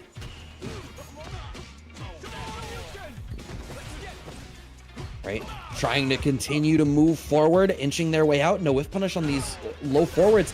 The spots where Complex is choosing to commit to the pokes out of DJ that are susceptible to DI are far enough out that Enzo doesn't want to DI. Like he's Complex is choosing his ranges so effectively. It's like crouching medium kick comes out at a farther range than the sway options are. So you're so worried about sway, you're not even thinking to DI through things. He's gonna be able to get through that fireball. It's gonna be level 2, keeping up the rhythm. Put him in the corner again, man. Enzo was just seems like a lot of the scene for the that he had for the first 2 sets just seemed to died out here. Yep, back throw comes out of Enzo the Hokage. Perfect parry from Complex. We get a side swap here. Massive. Had to spend some bar for it, but, you know, DJ is never lacking for damage. Big pickup, challenging the drive gauge damage, and now playing for plus frames and block. There's no way you knew to go ahead and just do that level 1. You absolutely 150% guessed that was a guess. I respect the guess. It was a calculated guess, but we never really know anything, do we, JB? No, I definitely don't. I am just a dumb human being. And right now, it looks like Enzo is saying, yes, you are. Didn't kill? That was so scary because it's still so losable. Yeah, man. I feel like if you're in that like 40% range, you are dying, especially when DJ has meter. Are you seeing what Enzo's doing? Yeah. He is the way that it's parry is becoming the de facto mid-range option, and it's covering low forward, it's covering the options out of sway, and it's ensuring that he can parry forward and earn plus frames afterwards in response. It's letting him snowball. I think Enzo's found the pocket. This is going to be 2 games to 1 as Enzo's able to close that round out. Yeah, man, that was a real good adjustment. You pointed it out there, man. Just utilize the parrying. We kind of going back to what we were kind of talking about. Like, a little too much, like doing a little too much blocking to get you killed, especially when you have the option of just parrying, where you have the risk of losing that much damage. But speaking of, I think Complex quickly caught on to what he was trying to do there. That's why he saw that parry and threw it. And we were talking about that before earlier. Oh! Early buttons out of DR, but now you're adding on those layers, and that was the spot where Enzo the Hokage was able to play it really effectively. Neutral jump! Wow! You traded away the guaranteed punish counter back throw and bet it on a shimmy that worked. Parry the fireball, low forward connects, but intelligent. He didn't drive rush cancel because he didn't want to put himself in burnout. Man, it's just real good knowledge of where his meter is at the moment and what the situation is to be able to close out the round because of that. Enzo, come back. Shoutouts to D-Answer with the Prime sub. Oh my God, Enzo is playing perfect parry off of the DR forward. Sir. I love to see it. Step 1 is force Complex to play at a different range. Step 2, punish him for it. My goodness. Let's see if step 3 is going to be profit. Right now, he's taking a couple throws, and that's kind of the situation where you kind of get pushed back a little bit by those throws, but that's fine, man. You don't want to eat like so much damage that he's taking out with. Oh my God. You are definitely going to go into burnout with this level 3. Yeah, just shy of burnout, but critically Enzo the Hokage staves his own burnout. Meaty fireball here, or is Enzo going to keep pressing the issue? Definitely wants to press the issue. Parries, just waiting for that opportunity. Every single follow-up option out of Sway has been parry into like DR, early jab. Level 3, Enzo now in burnout. Winnable for Complex, but not trivial. Oh my god, look at this. Oh, he got hit. He got hit right in the throat and wasn't watching his toes to be able to clip. It was a counter hit. I need to know what Enzo mashed on Wake Up. I'm willing to bet that Enzo was mashing HDP. Oh my god, these strolls in the these stroll baits in the middle of the screen are really killing Enzo. Past couple sets that we saw it. Right, nice control of the space with the MK Sobot, keeping us locked down, putting ourselves in burnout, but level 1, big, Complex. Oh, the bait, so good! Finally gets a read on the rhythm once again as Complex is able to close it out and move on to our grand finals. Check out that replay of this extended sequence here in the corner. Put yourself in burnout. Your opponent expects that you're going to bet everything you have on finishing the job, and that's when you give them just enough space to make their last mistake. Loser's side of grand finals here for Complex 90, going to play against Mike X. Yeah, man, we are getting right into the nitty-gritty, and man, Complex on that loser side, just completely running the entire gauntlet, putting himself in a situation to hopefully get a reset and then win this tournament tonight. What a very interesting day that he could do it too. So far, man, big shouts out to the young man, be able to put in the work. But he has to get through Mike X. And Mike X right now has just been staying so solid, so clean through every single set that he has fought. Even in the sets where it seems like he could have lost, he played solid and closed it out at the end. So it's definitely going to be a big, tall task to try to get out of Capcom Cup qualified Mike X. And it's also interesting to see which character he's going to go ahead and decide to pick, because he does have his choice between number 1, number 2, and number 3. Doesn't matter which one. He's going to be able to do a lot of different work with either or. So yeah. While we are in between and getting prepped for our grand finals, please, if you have not already, take a moment to go and show some love to that Matcherino. There are 21 codes left. Yeah, look at that. People have been putting money in. Thank you so much to our community. You know what? This is the community night for the kickback here. Just showcasing the people that want to come through, play games, vibe with us every Thursday night. And that's what this is all about. There are 21 codes left. Each of those codes is a free quarter to go into this prize pool right now. And as I always say, that money disappears if you don't use it. There is no greater cause. It just flies away. So if you're a fan of either Mike or Complex here, and I know that some of you in the chat right now are fans of at least one of these two players because you're all popping off in the chat. Please go and claim those codes if you have not. And I do want to give a special shout out for the direct contributions. We had X Walked with a direct contribution, as well as Mr. Mistopheles with a direct contribution. Yes. So thank you guys so much for supporting the Matcherino directly. I don't think I seen Mistopheles grabbing a code while he was there, though. So definitely a little bit of a miss, but it's okay. Damn. It's okay, Mistopheles. We still greatly appreciate it. That's actually, to be fair, that's so crazy. To be fair, X-Walked you looked that gift horse right in the mouth. X-Walked also did not claim a coupon code, so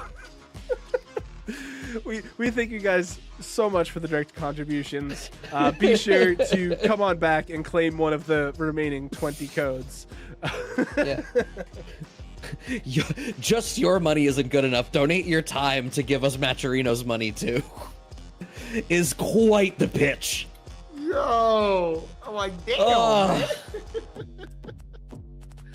Oh, that is amazing. I can't even say anything about that. I am I have never been so. I've never seen someone be like, "Thanks for the $50. You could have done more."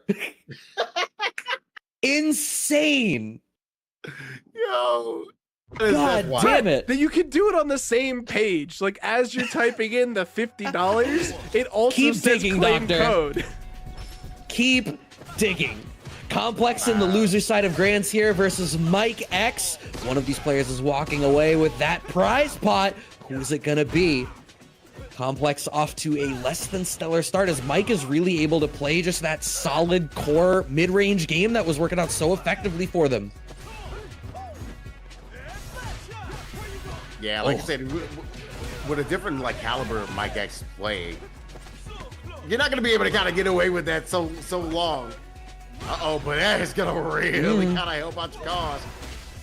Oh man, didn't get the cross-cut uppercut that he wanted, and then gets shimmied for his trouble. Beast mode, baby, is gonna be enough to do it as Mike is able to secure the first round. Yo, that's so unfortunate. Cause like he made the right reads, but then like two like whiff grabs, thinking he's gonna go for the grab there, just get blown up twice. Ah man, that kind of tugs at your heartstrings a little bit. Oh my god. So it's so interesting. Mike is choosing to use I think that's standing medium punch every time he sees the sway, because Luke's kit moves him forward with all of his punching buttons. So he's able to control that space misleadingly. He's exposing like a matchup tendency of Complexes that is gonna be problematic for him here. This level 1 is gonna be enough. We don't even need the level 1. Damn. Wow, Mike is looking to try to send him to home early, and like you calling out before, man, that stand medium punch moving forward, it's like really good option to go over and get slayed. If you're gonna step back, I don't think go ahead and meet you in the middle. Right, yeah, slowing it down once again, and it's like the speed of Sandblast, the way he moves forward with strong, and Mike seems to also be the one most tonight that I think is enforcing layer 1. Nobody is getting away with any cheeky nonsense against Mike. Not at all, man. He's like, I've seen it all, I fought against it all, I beat it all. That's why I'm in Capcom Cup. So yeah, man, I absolutely want to see one of these players like that has built Mike so far, switch it up a little bit. All right, gets clipped by the OD fireball, so Complex is going to get a huge brick of damage here. Starts that standing strong, but didn't believe. We do get a counter hit starter here now, leaves him standing, low short, finds the roundhouse, and yeah, this is a great spot to be in for Complex. Oh yeah, man. Able to get the meaty to be able to close that out. Complex, we got some life in him, man. Does not want to go down on a 2-0 situation, especially when he's sitting on loser side. Here we go, perfect. Then the DP just close that out to get the corner. It busts out. Need to get out of there. You're okay. You're totally okay with that as Mike, right? Like either you commit drive gauge and I only take a little bit of damage, or you commit your level 3 and you know, I know that I have the ability to cash out later and I don't have to worry about yours. Having a very slight life lead right now is Mike. Drive gauge about the same, level 3 available for both of them. This is so close. Oof. Wow, he sat on the fireball, be able to help him out, but you know what? Mike's be able to kind of get close to closing this out, if not closing this out for sure. Yeah, I definitely think that's done. Without question, he's dead. That is a 2-0 for Mike. Complex having a harder time finding the same degree of freedom that he's had in some of his previous matches to be able to really open up that tricky offense he wants to use. Indeed. But yeah, that's something I kind of want to see a little bit more of. It's like utilizing the OD Fireball to be able to kind of get some starter in there. I know it was a little expensive to kind of try to go through it. But yeah, now you got Mike in the burnout situation. Start using your slashers and you should be able to probably get a little bit more success. Because if he's going to play in that solid range where it's like, maybe I can kind of deal with it, be able to kind of get more closeouts like this round here. Yeah. This is, we definitely need to swing momentum hugely back into Complex's favor, but that crouching strong, that what might well be $1 million button coming in spades here for Mikey. There we go. Ah, okay. This goes with a simple knockdown. Let's try it again. Oh, wow. Got the ability in the air. Okay. Back throw from Mike is huge. But the jab check, Complex has the damage. That's going to be a game for Complex. Oh, my goodness, man. He seems to have found it, knowing and utilized it. Like, yeah, man, he's not dealing with the fireballs I need to deal with. Even though he has a little bit of a faster startup. I'm throwing him out. He's not able to catch it because I think he's waiting for me to try to see if I can get baited on something, and I'm not biting. So it's a really good call by Complex the way he's throwing. Yeah, once again, utilizing the air slashers, you're able to dart off his offense here.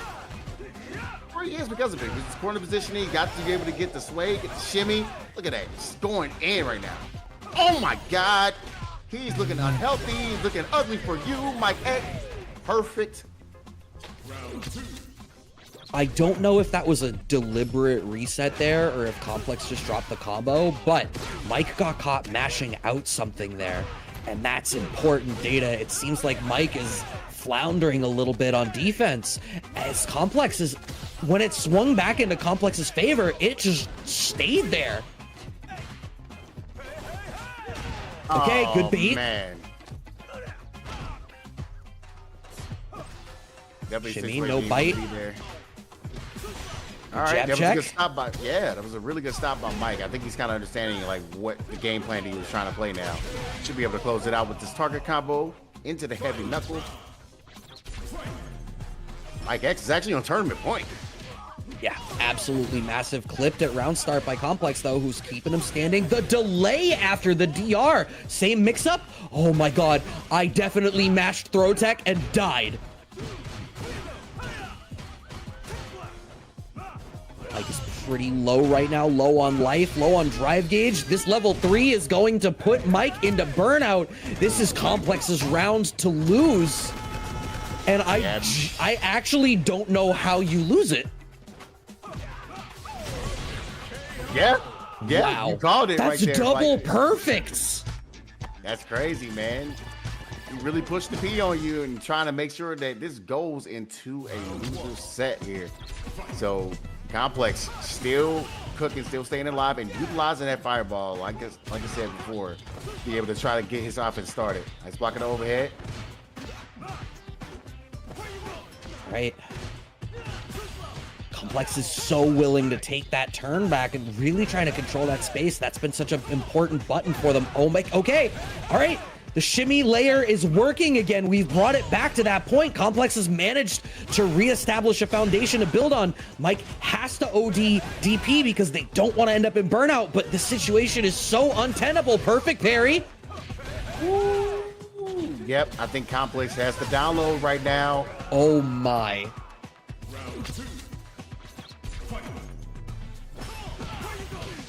Okay.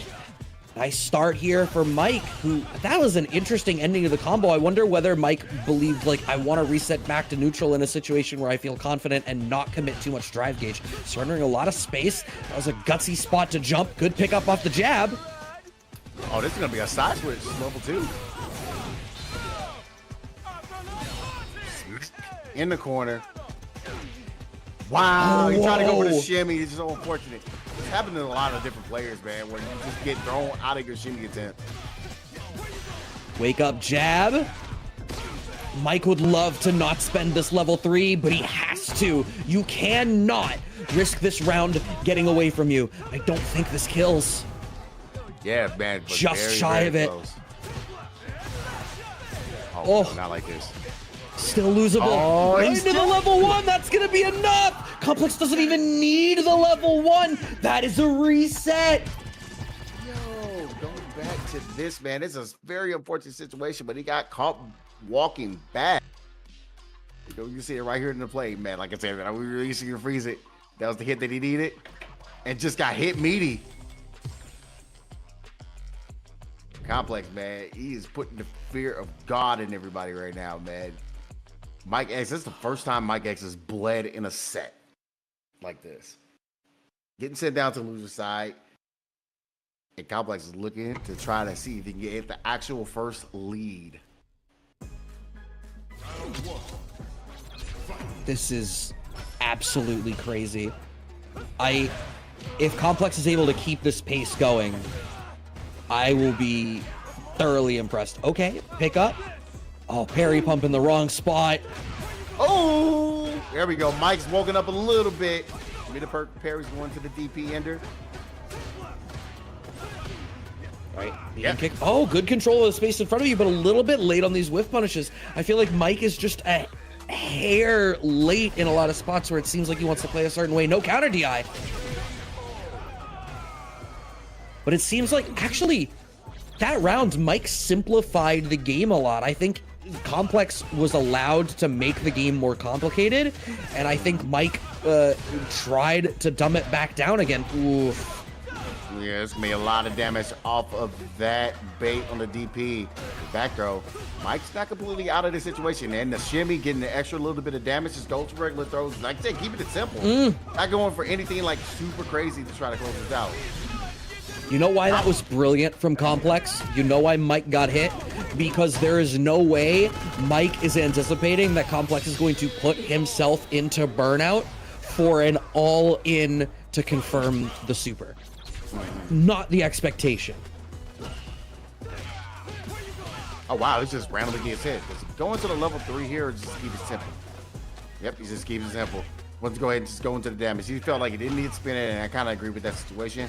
Just grab. Oh, that's unfortunate. Now, honestly, that was just a spacing situation.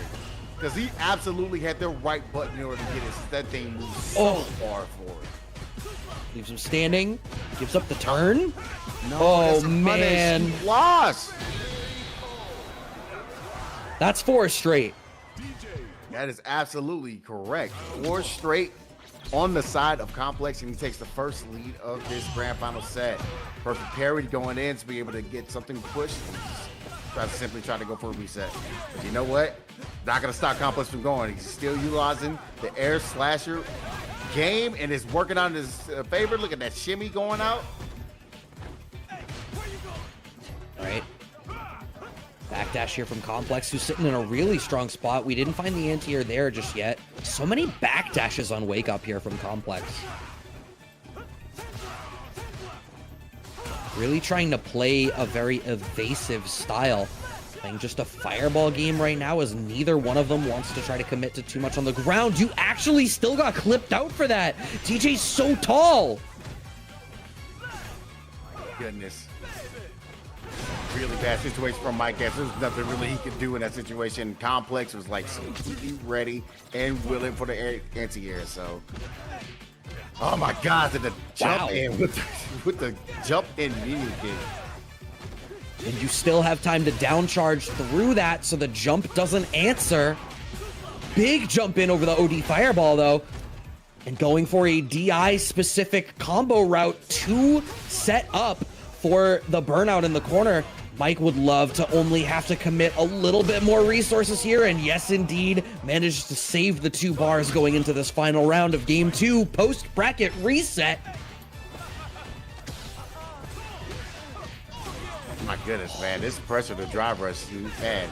I think the fireball game, the air slasher, like following up with the drive rush game, is really throwing Mike X off his game here.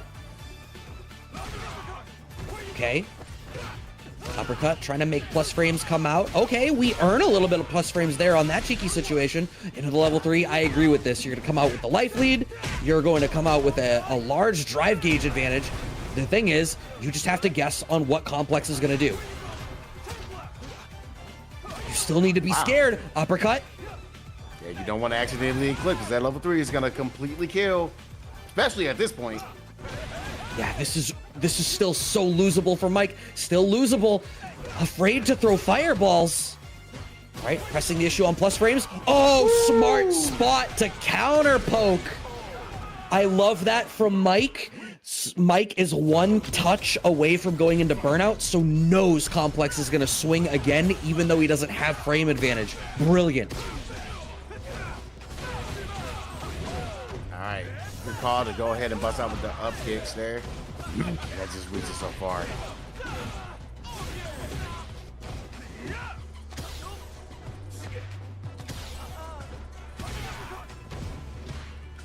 All right. Oh, lands on the fireballs, unfortunately, here for Mike. And yeah, these up kicks, I swear it's like you are... I'm sorry, Mike, you have to play this ground game. All right, is he OD? Waits it out and gets punched for his trouble. I think Mike X is a little bit ready now for the follow-up on a drive rush there. Yeah, there's a lot of... I also feel like Complex is creating situations where he's waiting and delaying some buttons to try to set up a shimmy situation, and Mike is placing them very effectively to know where to counter poke with a crouching strong. Nice anti-air. Yeah, we've never seen the anti-airs come out a little bit more. I think what the reason why Mike X wasn't doing it before, he was afraid of accidentally whiffing. So now that he's seeing that he's a little bit more confident in doing those anti-airs, he's going to come out with the DPs all day. Ooh. It goes Complex with the throw, base, and what a parry. Oh, no, too far away for the pickup there. Yeah, that might actually cost you some. It's going to cost you a decent amount of life, that's all. Good parry. Almost gets a whiff punish off of this, but Mike is being a little bit hesitant. Now, being in burnout, this is actually mad scary, but Complex gets too hungry for the chip damage, and the plus frames overextends Mike up 2-1, bracket reset. Yeah, but you know what? Complex has kind of been in this situation before. They're able to bring us all the way back, so we'll see how this kind of goes. Let's block it overhead. Okay, blocking it out. Oh, what a smart spot to drive rush, recognizing Complex's tendency to backdash. All right. Yeah. Oh my goodness. Yeah, yo, it looks like Mike X has not only calmed down, but he's also kind of ramped up his gameplay a little bit. Oh, way more active with the buttons to be able to stop everything. He's kind of focused a lot in on this I say. all right. That was nearly a perfect. We're gonna have to see set and tournament point for Mike right now after a reverse 3-0 from Complex, and sees the parry pumping, sees the backdashing, and is like, I'm ready to expose you. Oh my God, in his head. Yep, this might be the one where Mike is like, yeah, I've kind of figured it out, but he does tech in mid-screen. He's got a little afraid of the throw, try to get things going. Oh, boy. no. Oh, no. Yeah, bro, call this game off the backboard. Beast mode, baby. That'll close it out for Mike X. 3-1 in the loser side. Kind of go back into this replay and kind of see what happened here.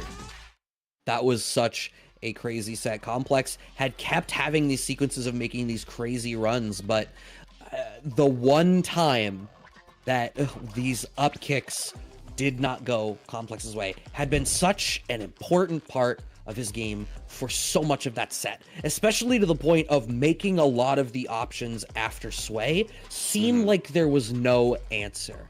And for the set to hang on one whiffed up kick costing you 45% life, it's with how the rest of that set went, that has got to feel like a bad place for it to fall away from you.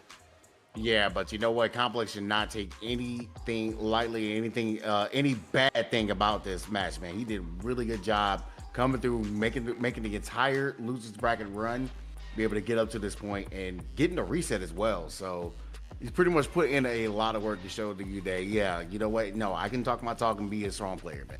I'm here, but just so close. But yeah, once again, I feel like it's that experience of Mike X. To be able to be in these kind of situations. He's been in these situations before, making his way to Capcom Cup in order to put himself in a way where he can win these kind of situations out. So good stuff from Mike X. Congratulations for the night. Yeah, man, that's all I gotta say about that. Yeah, this is normally the part of the night where Bunch comes in and says a bunch of stuff, but I think Doctor is unmuted, so I think Doc's gonna be wearing his Bunch hat tonight. Am I correct? Yeah, I guess. I mean, I'll come in, just come in and make sure. I want to thank everybody for supporting the show tonight. We had a ton of viewers, which is amazing. It looks like chat was popping off as well, which you love to see.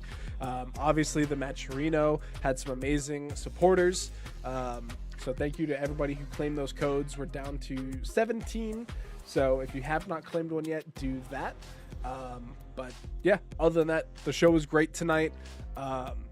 Shout outs to everybody who's traveling to Frosty Faustings this weekend. I Be do safe. know we have a few members of the Casa team that are going to be out there this weekend.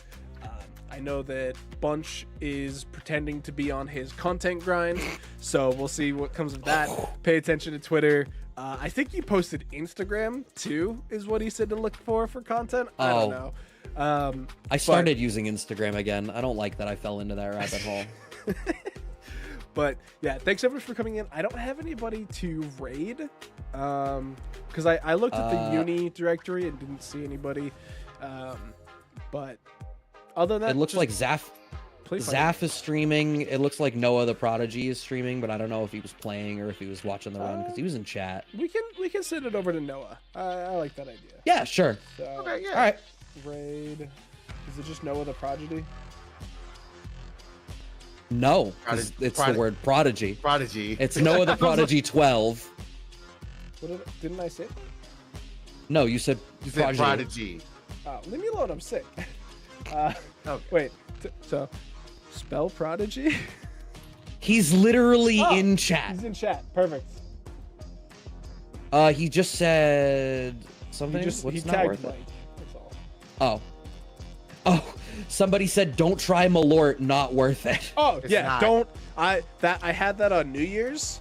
It is the most vile thing I have ever Yes. had. I Thank you. genuinely have never had anything worse. Yeah, I agree. All right. But Good night, yeah, everybody. Other than that, be Yeah, safe, Yeah. have fun, Don't play sleep fighting games. We got Tekken 8, we got Uni 2, we got Street Fighter 6. It's all a whole bunch of good stuff. So play it and have fun. Yeah, man. Appreciate you guys. Peace And we'll out. see you next week, where I think we actually have a guest. We do. You'll have to wait and find out, though. Yeah. Okay, raid sent.